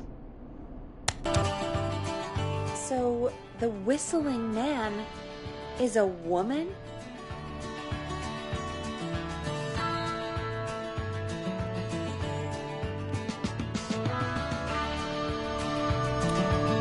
I know.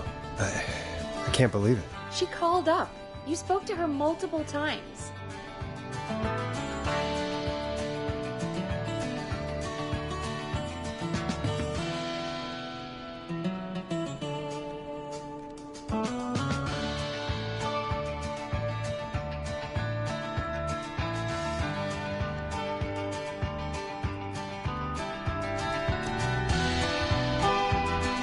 I knew she wasn't right. Is that right, Sherlock?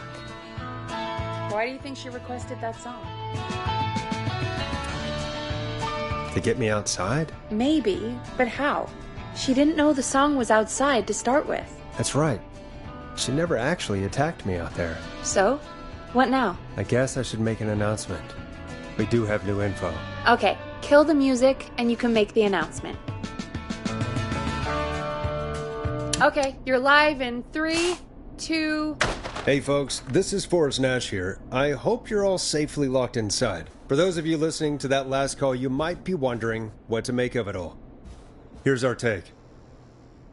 We now believe the killer is actually a woman. One who might manipulate you into letting her in before she attacks you.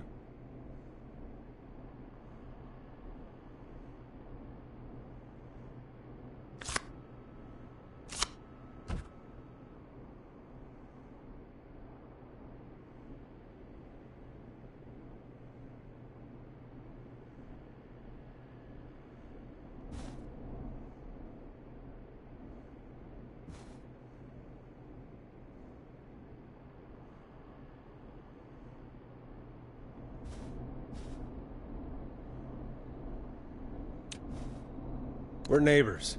Look out for each other and stay safe. The killer was calling themselves Dawn.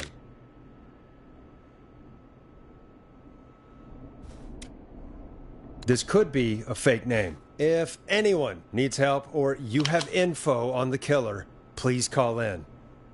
You folks have my new number, right? It's 911. Hopefully, our next caller can help shed some light on our killer. Hey, we had a call come in. Okay, folks, time to take a call. This is Forrest Nash, and you're listening. Please help me. My name is Casey Moore. I'm at 25 Nancy Drive. My best friend's been stabbed. He's bleeding everywhere. I don't know what to do. Please help me. Somebody's been stabbed? Can you tell me what happened? We've been out at the reservoir. We were heading back to his place when we heard this whistling all of a sudden. He just started freaking out. He screamed at me, told me to hide. I'd never seen him like that, and I just panicked and ran and hid in a bush. Oh no. Forrest. Then what happened? He went up the road and talked to someone. I couldn't really hear or see anything. It sounded like he might have known the person, and they just stabbed him.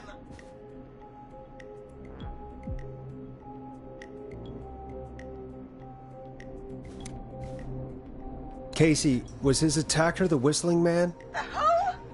They had a mask and wore all black? That's all I know. Please, we need help here. I'll get you help, but I need to know. Where did the masked person go? They left! They left him to bleed out! I waited until they were gone, then dragged him into the garage and called 911. Wait, why didn't she make sure he was dead? I don't know. I think I heard them say something like, "It's not so funny now, is it?" Before they left, but... Please! He needs to get to the hospital! I can't drive, so we need an ambulance! Forrest, the ambulance was destroyed in the explosion at the gas station. You should get all the info you can. What's your friend's name, Casey? It's Jason Parker! Can you tell us where Jason was stabbed? They stabbed him in the stomach, and then stabbed him again in his leg when he was on the ground, and it's... Oh, the knife is still there in his leg! We'll be right back. Peggy, patch us through to the hospital. On it. Phoning St. Gabriel's now. Switch to line 2. Hello, St. Gabriel's Hospital. How can I help you? Hi, this is Forrest Nash from 189.16. We have a stab victim at 25 Nancy Drive named Jason Parker. He's been stabbed in the stomach and the leg. He's bleeding heavily. Oh, God, I'm sorry. But the ambulance is... well, you know. I know, but please, we need something, or he's going to die. Forrest, Listen, you're going to have to get him here. We need to see him, and we can't get there ourselves right now. We don't have any way to drive him right now. And even if we did, he's bleeding out fast. All right, listen. We need to buy him time to get here. That means stopping the blood first, and then finding someone to stabilize him. To stabilize him, you really need someone with first aid training. Do either of you have any? No. Me neither. Damn it. I'm really sorry about this, but I have other patients who can't wait. All I can do is talk you through the procedure as quick as I can, and then leave the rest to you. You think you can handle that? We don't really have much choice. Hit me. Okay, from the top. If he's bleeding out, then you need to get him comfortable and try to stem the bleeding. Lay him down. Apply continuous pressure directly to the affected areas. When the bleeding slows, get a clean cloth of some kind and hold it over the wounds. Get them comfortable. Apply pressure. Clean cloths when slowed. Got it, I think. You said he was stabbed, right? If the object he was stabbed with is still in him, don't take it out. It's stopping the worst of the bleeding right now. If anything, you should secure it so it stays where it is. I wouldn't have thought of that. It makes sense, though. God, that was a lot of info. But I think we can handle this. Glad you got it so far, because there's more to go. I'm still with you, Doc. What else do we need to know? If he's lost a lot of blood, he may enter shock. If he does, act fast. If you applied a cloth and it's bleeding through, don't remove it. Just apply another on top of it. If it's safe, elevate his legs to get blood circulating to his vital organs. Try to keep him warm. Get him to rest and reassure him. We need the patient to stay calm. All right, don't replace bandages, elevate his legs, keep him warm and calm. This is a lot. I'm really sorry. That's as much as I can give you right now. Try to stop the bleeding, find someone to get him stabilized, and get him here as quick as you can. Good luck. All right, Forrest. Casey's still on line 1. Hello? Hello? Forrest, are you there? Hi, Casey. I'm here. How are you doing? I need help! I've been putting pressure on his stomach wound since you left, but he's still bleeding. I don't know what to do. That's good, Casey. The nurse said to do that. What about the knife in his leg? It's gotta be hell. Should I pull it out?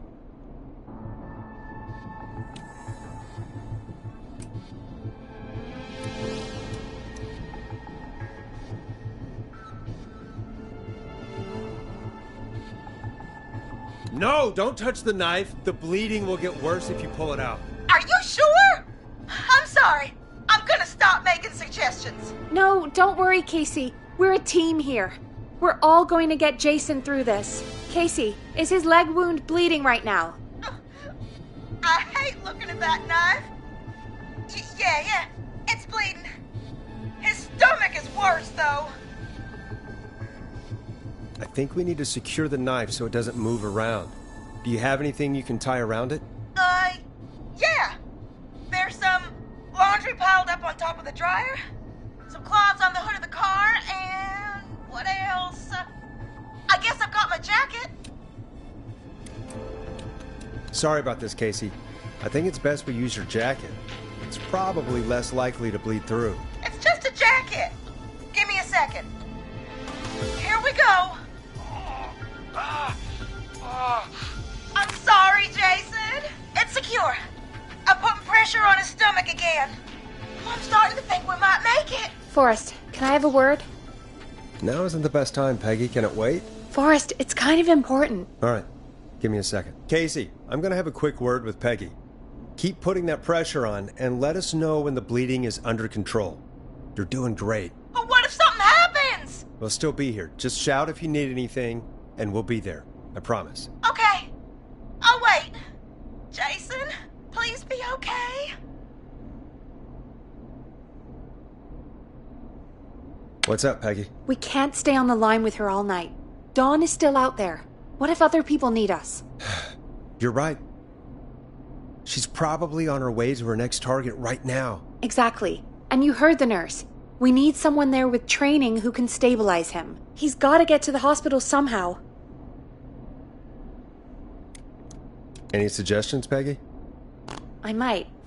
A little before you started working here, KFAM did a mandatory first aid training course. Me and Karen missed it because we were away on a producer getaway. You skipped it, didn't you? Never mind. So, how does KFAM's first aid course help us? Casey said they're at 25 Nancy Drive, right? Yeah? Why? They put up a bunch of cheap houses around there about 10 years ago. So a bunch of people here at the station live around there. Do you think any of them could help Casey and Jason? Probably, but I don't know who lives there. And since I missed the training day, I don't know who knows first aid. Could you call them and ask? I don't know everybody's numbers. I've only ever called Karen. Everybody's personnel info is probably in Reggie's office. Got it. I'll look through their files in Reggie's office. It's a life or death situation. I'm sure they won't mind. Right. But there are a couple of problems with that.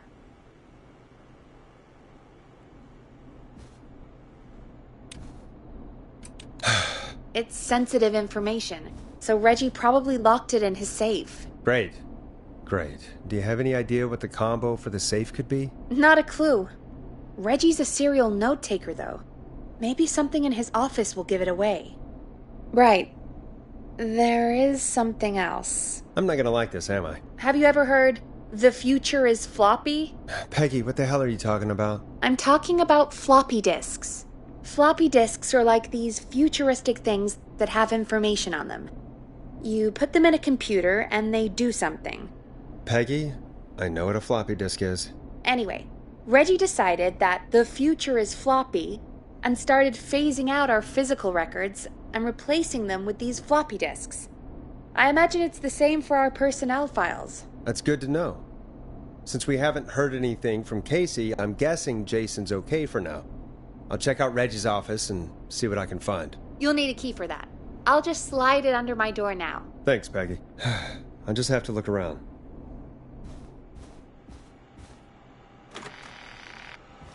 Good. I'll patch my mic down to the office so you'll hear me over the intercom.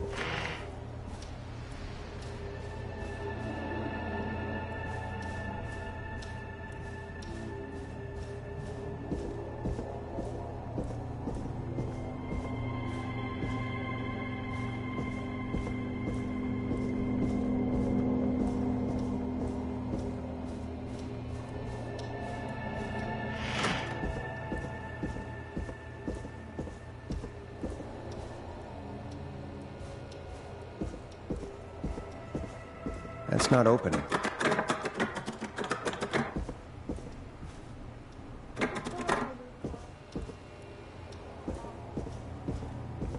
Locked tight.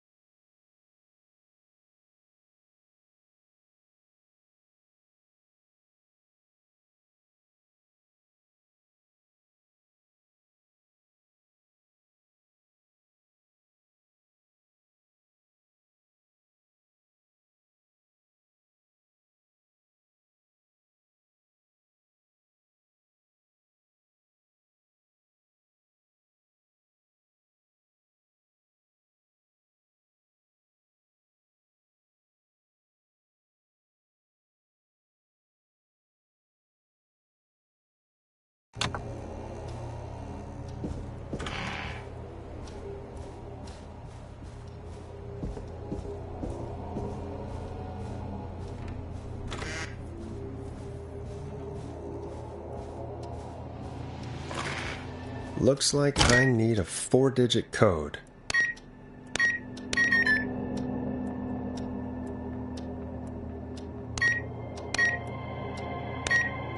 Nice.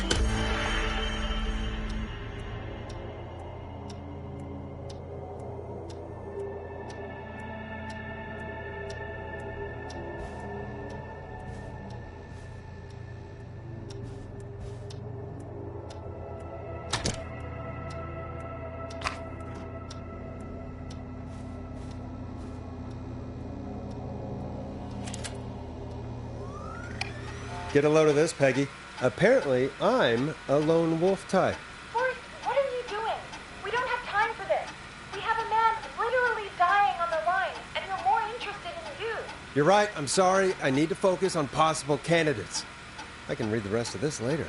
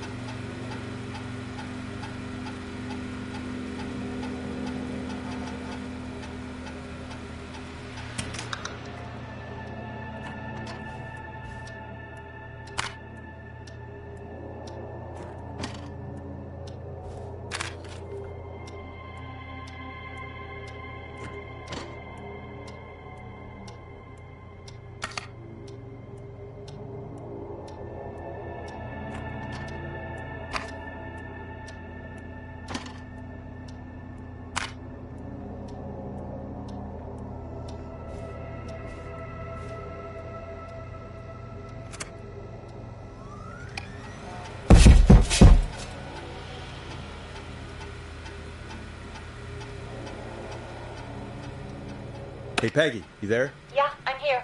Did you find what we need? I think I know who our best bet is to help Casey and Jason. All right, good work. Who should I... Hello? Is anybody there? Please pick up. Casey, I'm here. What's wrong? Jason started going pale. I tried to get him to rest, but he just threw up everywhere. What's happening? What do I do? God, it sounds like he's going into shock. Casey, just stay calm. It's going to be okay. But the bleeding seems to slow down. Did I mess up? Jason, I'm sorry. Casey, calm down. You've done everything right. I need you to listen to me, okay? For Jason. What did the nurse say to do about shock?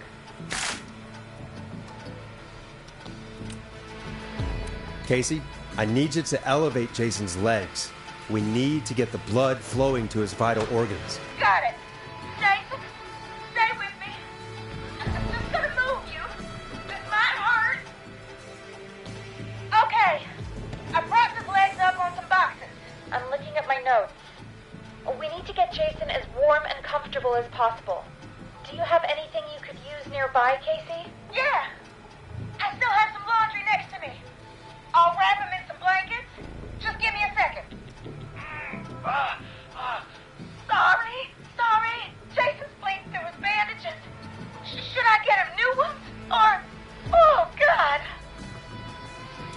Don't remove the bandage. Apply another one on top of it. Do you still have something you can use? I'm using the laundry to keep it warm, so I'll use the cleaning rags on the car. They don't look dirty. I'll fix his bandage and get him warm. Hold on, please.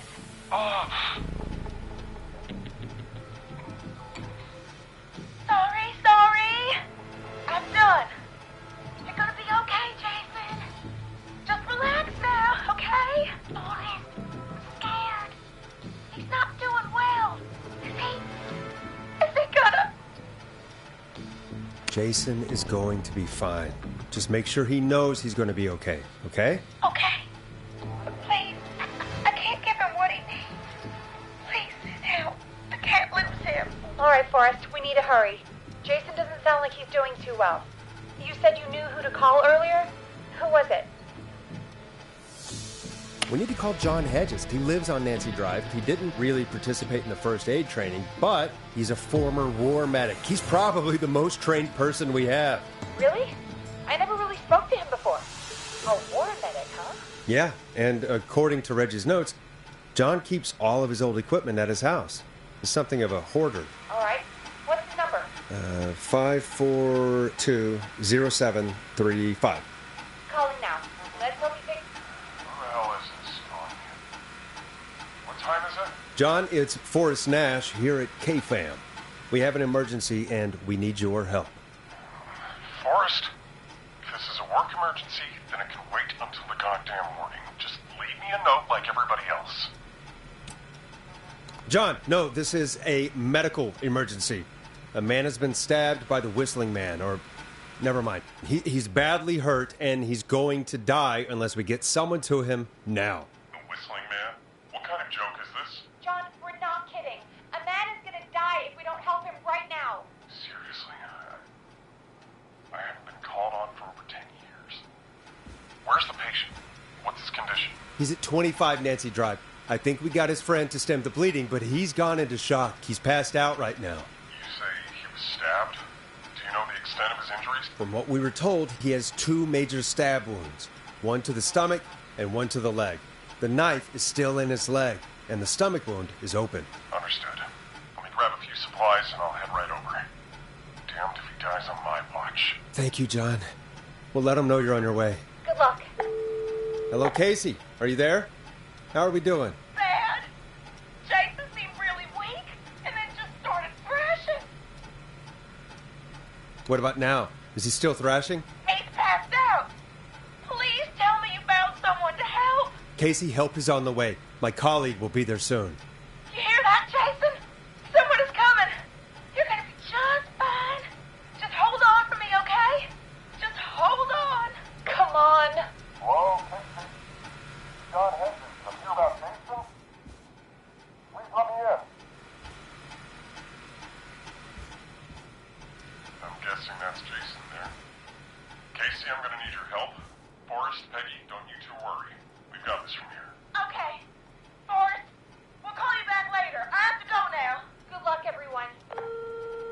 God, I hope he's gonna be all right. And with that, the show moves on. We're sending our best wishes to Jason.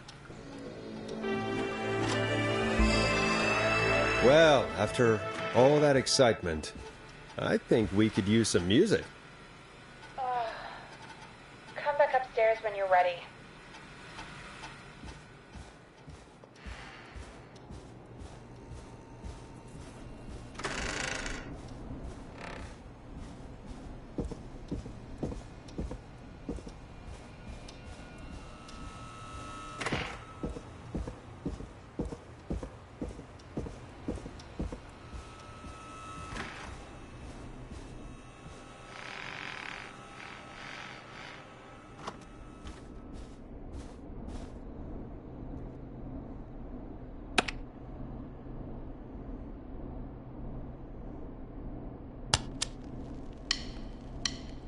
Listen in to this next track from Late Night Lurkers, if you dare.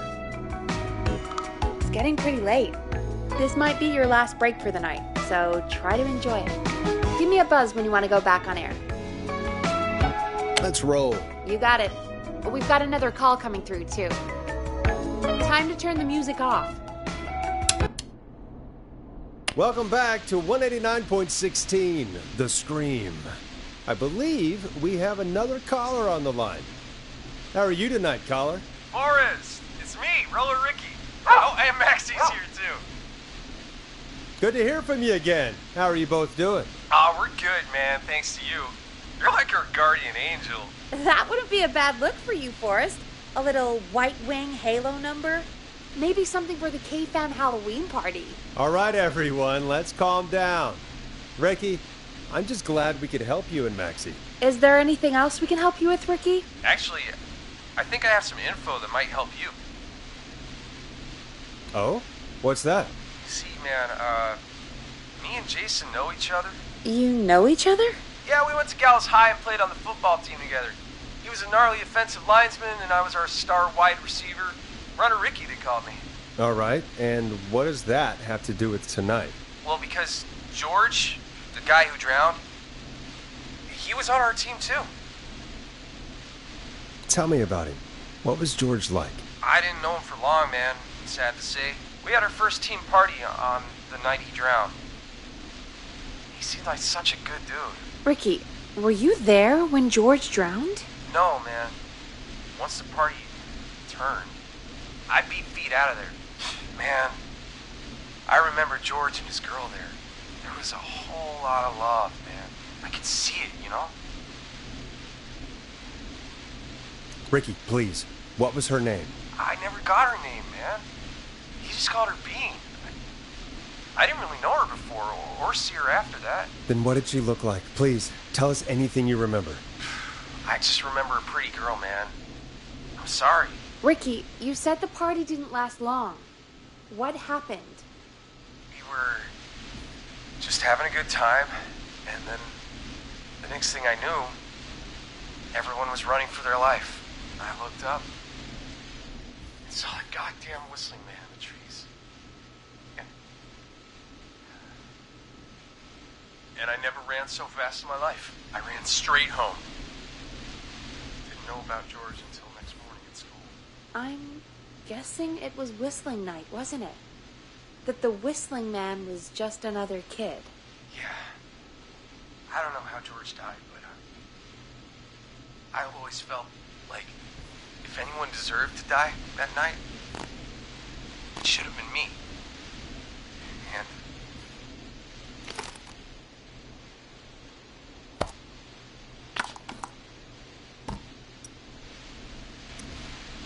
Ricky, it wasn't your fault. You're not a bad person. I know that now, man.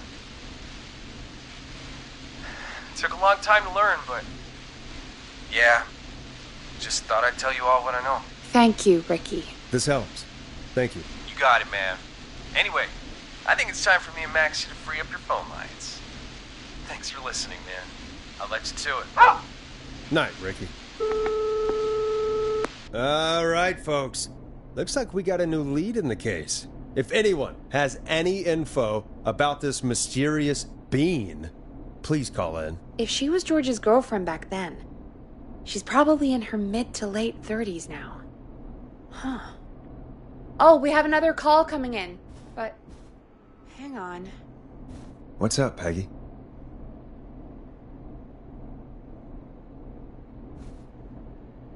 Peggy? You're gonna want to take this call off the air. Who is it? Just do it. All right, folks, it's time for another track. Here's one to help you sit back and relax. We'll be right back after this. I hope this is good news, Peggy. Who have we got? Find out for yourself on line 1. Hello? Forrest, I'm glad I got back through to you.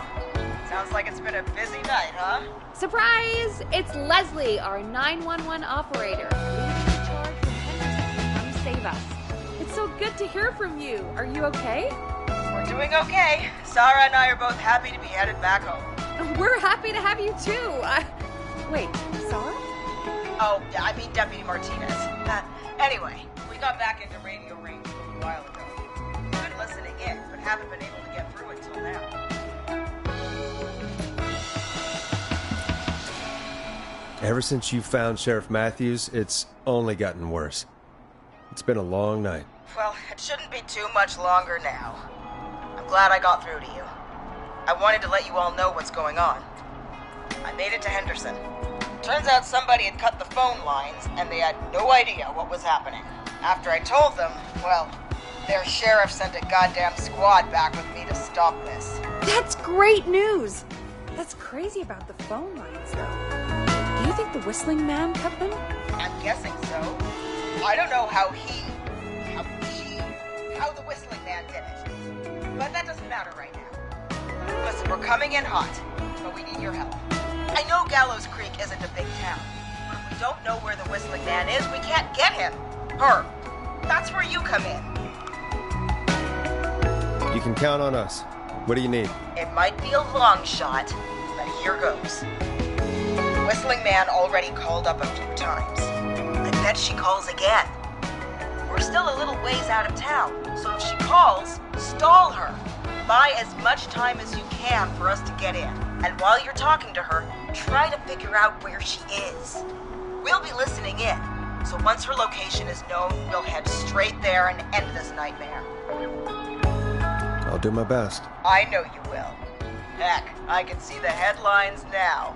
Forrest Nash's interview of a lifetime. Anyway, I'll radio the other cars and tell them the plan is a go. Hopefully the next time I see you, it'll be with our killer behind bars. Take care. We'll see you soon, Leslie. Oh, thank God. It sounds like this is almost over. We're nearly through this. Best we don't waste any time then. Let's get back on air. You got it. Okay, Forrest, shut the music off.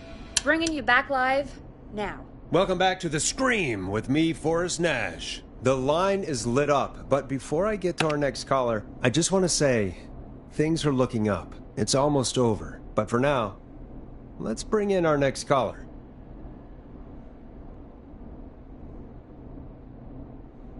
Evening, caller. This is Forrest Nash. Hello, Forrest. This is John Hedges. I'm here with Casey. I wanted to give you an update on Jason. John! Is he gonna be okay? He's a fighter. He'll be fine.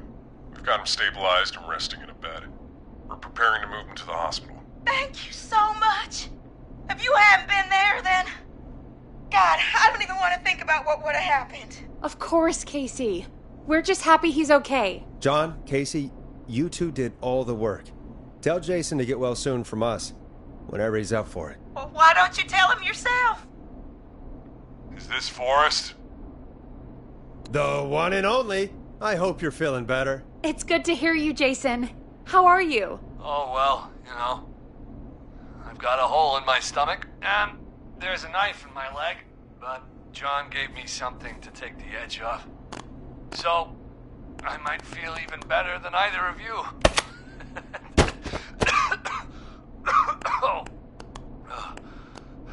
Take it easy until you get to St. Gabriel's. I will. But, before that, I needed to call you. I'm guessing the Whistling Man is still out there? Yep. As far as we know, anyway. I was worried you'd say that. God damn it. Actually, I'm glad you called. I wanted to talk to you about what happened earlier. Go for it.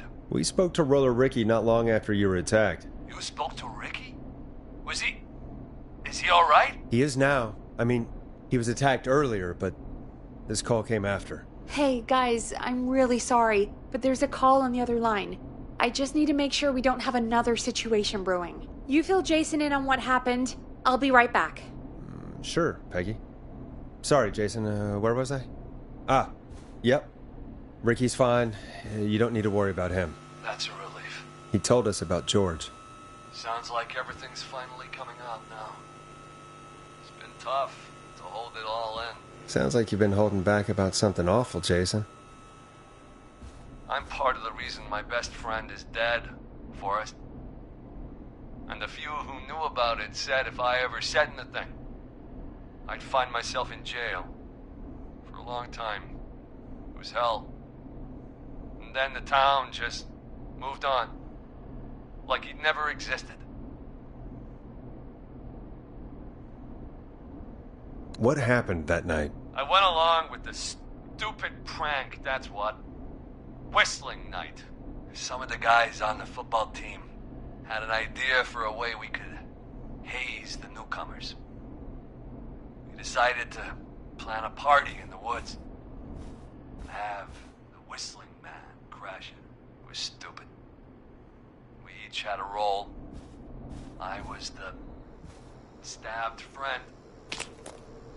The party that night, I left the group for a second. Met our Whistling Man. Pretended to get stabbed in front of everyone. Started an almighty panic, those screams. That was the last time I saw or heard George alive. How did George die, Jason? I don't know. I was playing dead. But when I heard her scream... Ricky mentioned a girl named Bean. Is that who you mean? Bean? Oh, yeah. I guess George did call her that. Yeah. He called her Bean. I heard her again tonight, Forrest. Her name was... What? What happened? Are we still on air? No, we're not. Seems like the power is completely gone. How do we get it back on? I don't, we can use the emergency generator down in the basement. Reggie picked it up a while ago in case we ever needed to do an emergency broadcast.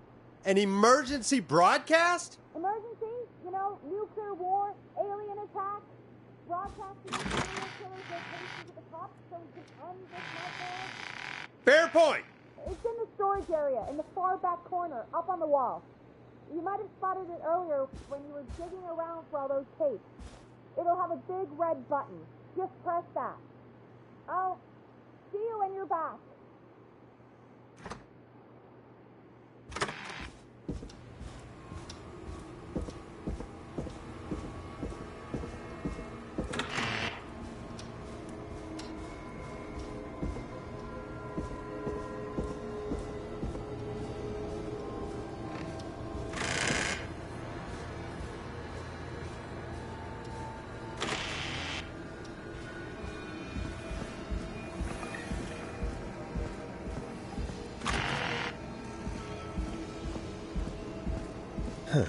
Far back corner.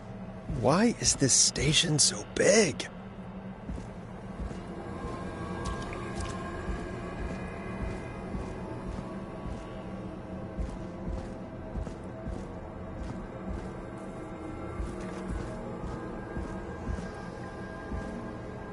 That must be it. Boom! We've got power.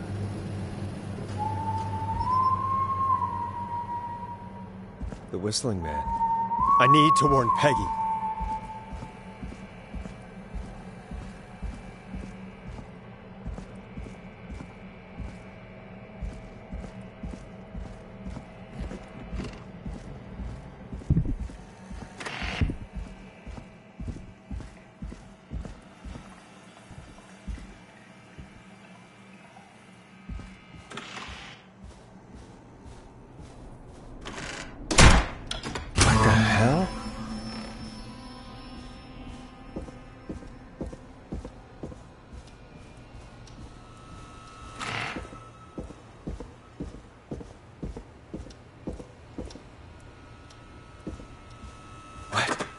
Why is it locked?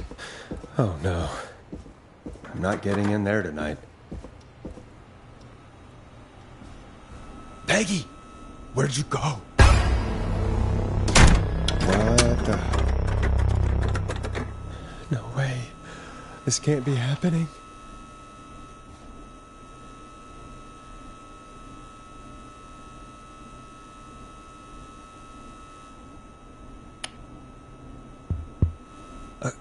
A call? Where's Peggy, Dawn? Have some patience, Forrest. It's almost the end of the night. Almost the end of the show. But it's not over just yet. Got a little time still. So let's make the most of it.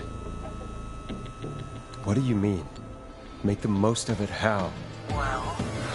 Huh? I thought we'd end tonight's Whistling Man special with a special guest. The one who started it all. Let me take that out of your mouth and... You crazy bitch! Let me go! Welcome to the air, Mr. Teddy Gallows Jr. Wait. It's all gonna come out tonight, Teddy. Your daddy and his money saved you 20 years ago. But even if he crawled out of his coffin with all the money in the world... Wait, where the hell is Teddy? How are you talking to him if you're here with me? Because I'm not there with you, Forrest. I'm here with Teddy. And if he says where that is, well, he knows he'll get it. Wait, then... Who am I looking at? Forrest Nash, let me introduce you and all of Gallows Creek to my boy, Henry Barrow.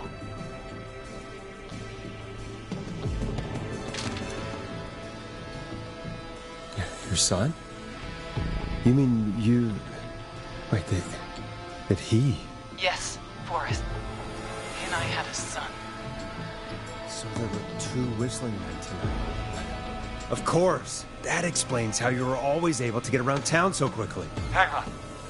Did you say Barrow? Then... Are you... Let me just get this mask off. Damn uncomfortable thing. No wonder Mooney went crazy wearing this. There we go. Marie Campbell? George's old girl. Oh. Well, it sure has been years since I last saw her. Oh, God damn it.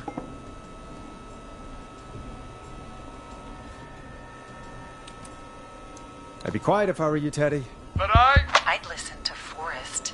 Everyone's gonna know now what Teddy did. He killed George that night. This night. 20 years ago. Listen to me. You... You're gonna talk when I talk to you. And not a moment before. Meanwhile, Forrest, I'm gonna give you the chance to talk. You're gonna help me reveal what really happened to George all those years ago. Why should I help you? Why should I play any part in this? Because I think you believe in justice. You think this is justice? You have no goddamn idea, Forrest. These people you've been trying to save, they were all in on it. They all knew George was murdered, but... Murdered? Listen,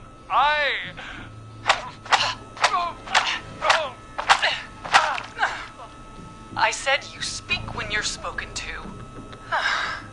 Now, I know you've done some good work tonight in piecing together what happened to George 20 years ago, and that's why I want you to interview us. If you say so. I'm not really in a position to argue. I'm happy we have your cooperation. Do a good job. And hell, you might be the only one to leave here alive.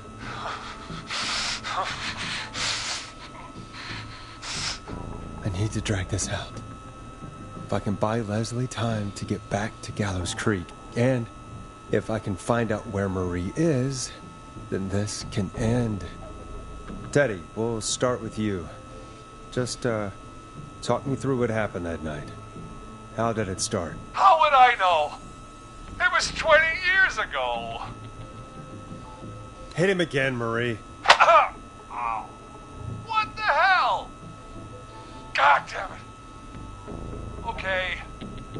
Our first team party was coming up. And when I saw the date it was scheduled for, I had an idea for a way we could prank the new guys.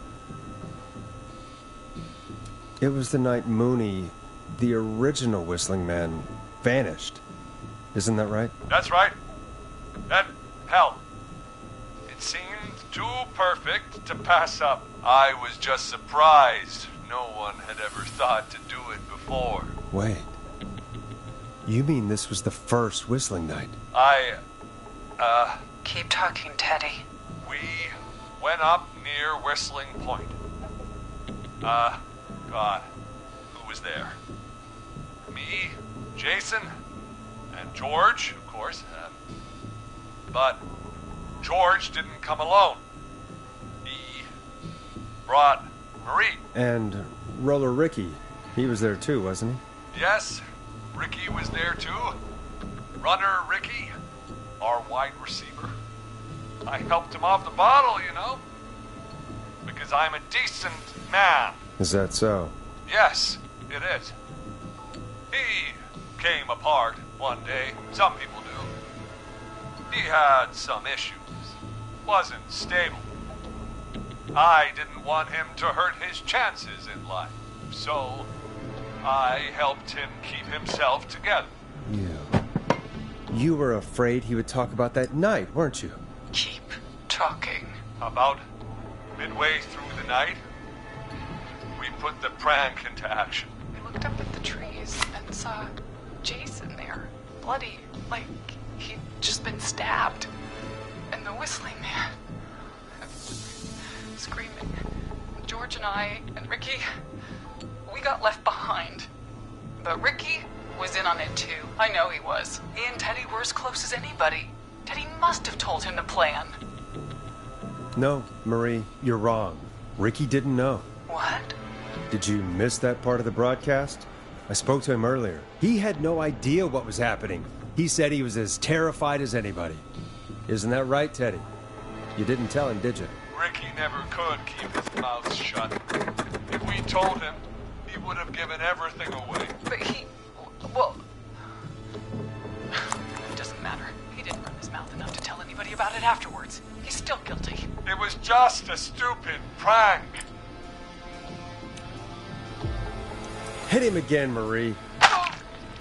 God damn it! You made George think Jason had been murdered. He thought his best friend was dead. And so tonight you stabbed him for real? It's the role he wanted to play. Jason's still alive, Marie. He was with a friend. We talked her through how to stop the bleeding and got him professional help just in time. Oh. Well, shame he didn't have the good sense to die earlier. He's gonna regret that. Enough about him. Me and George took off running, but somehow we got separated in the woods. I ended up near the bottom of Whistling Point, and when I noticed George wasn't with me, I panicked. And then, I don't know how he snuck up on me, but the Whistling Man grabs me. I scream, and he starts laughing, telling me it's just a joke. I could stall for time here. How did you feel in that moment? I felt like nothing was real. I felt small and confused. And Who was under the mask, Marie? Who was the Whistling Man? it was Chuck. Chuck Brody. Laughing away. But then he stops. And he's looking up. At the top of Whistling Point. What was he looking at? Teddy, what happened next? Nothing. I mean, it was just... Teddy? George fell off Whistling Point. How do you know what happened? I saw it. You pushed him. You were up there. You were dressed as the Whistling Man, too, and... I didn't push him, God damn it! I just chased him up there, and he kept backing up. When I saw he was about to go over, I reached out. That's what you saw. You liar! It's not my fault. He didn't know it was a joke. If he'd had any brains, he would have realized. Ugh, you bitch. No one's going to believe this. After all you did.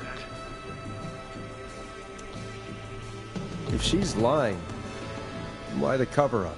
My future was at stake, Ash. You know what it's like.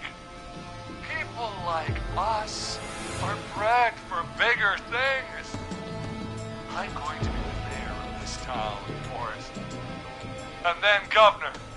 And then, who knows? What happened that night was tragic. It should never have happened. But it was a mistake. It was just a stupid joke gone wrong. So my father sent Clive out to clean it up. Why should a blip ruin my future? George was a blip? He wasn't a blip, Marie. His father covered it up from there. I searched for George's body all night, but Sandra found him the next morning while out jazz running. she found him in the river, but she lied about that to protect Teddy. She said something about her rent going up, unless she... Teddy, did your father own Sandra Sharp's dance studio? It's Gallows Creek, not Sharp Creek. Hit him again, Marie. Damn it. Yes. Okay. We own most of the town. That's it then. Your father was going to run her out of business, unless she lied and said she found him in the reservoir instead of the river. What my father did in his business dealings is nothing to do with me. The false reports. That's why you killed Sheriff Matthews, too, isn't it, Maria? Not just to get him out of the way, but... Everyone was in on it, Forrest. Even the coroner wrote a fake report. Said George was drinking, that he just got himself into trouble. And I saw. I'm sorry. For all it's worth, Virginia didn't have much of a choice. She had a sick sister whose treatment she couldn't afford. She played along with the gallows to save her sister's life. And her own. even still, she should have told the truth. I did my part. I tried everything I could think of. I even went to the newspaper, but no. That coward killed the story. But Maurice Russell is dead now. When will the killing end, Marie? End? When does it end? You can't kill the world. This has to stop sometime. It has to. It never should have started. He shouldn't have pushed my George off the cliff. He should have been punished. It's coming to a stop. At least for now. Here, where George and I first met, before he joined your football team, was right after he shot the winning throw. Wait a sec. We're at Gallows Creek High, in the gymnasium. That's right, Forrest. Not that it matters, but yes, we're here. Anyway, I think that about wraps up the interview with Teddy. So... Marie? Where? Oh my god. Peggy! Teddy? You gotta help me. Quiet. You'll talk more later. Now I have to talk to someone who mattered more than you ever did. Peggy. It's been so long since I've seen your face. I worried you wouldn't come. Marie! Oh my god. I thought you... And here I was, thinking you'd forgot me. I'd never forget my own sister. Will someone please explain to me what's happening? Wanna explain, Peggy?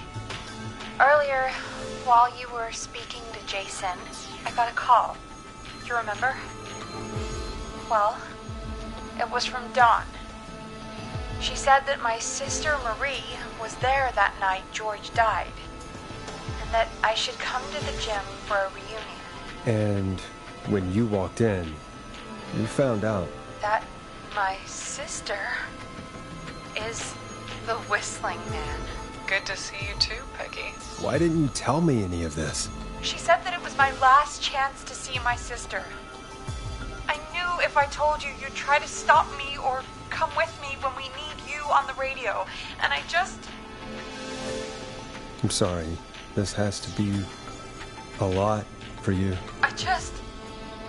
What happened to you, Marie? You just disappeared one day. Disappeared? I was thrown out, Peggy. I begged Mom and Dad to do something about what happened that night. But did they care? No. They told me to stay quiet. They only cared when they learned I'd been with George. And Marie, I'm sorry. I never knew. It's not your fault. Really, it's Mom and Dad I should be seeing right now. But since they're dead and gone, well, I'll have to settle for the next best thing.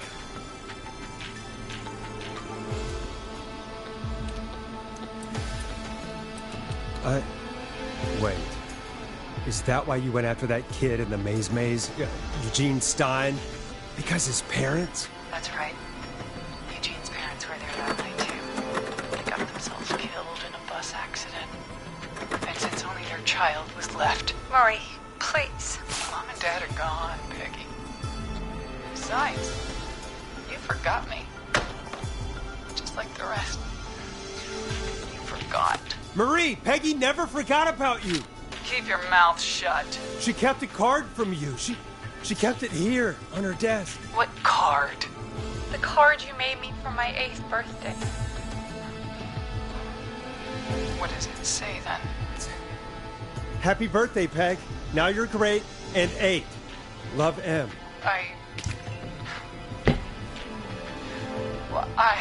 Henderson police! Freeze! No! Henry! Get out of there! Peggy! We have 2 wounded, and we're in pursuit of the suspect. Henderson police! Freeze! Forrest! Leslie, how's Peggy? She's been cut pretty bad, but we're here now. We'll be okay. God, Marie! Hey, Zara! I need you to look after Peggy. She needs help. Now, we got here just in the nick of time. Where's Marie? She bolted right as we got here. The police are right on her heels. It won't be long. It's over, Forrest. Well, folks, it was a long night, but we made it through together. I'm gonna head off to go check on Peggy. This has been Forrest Nash.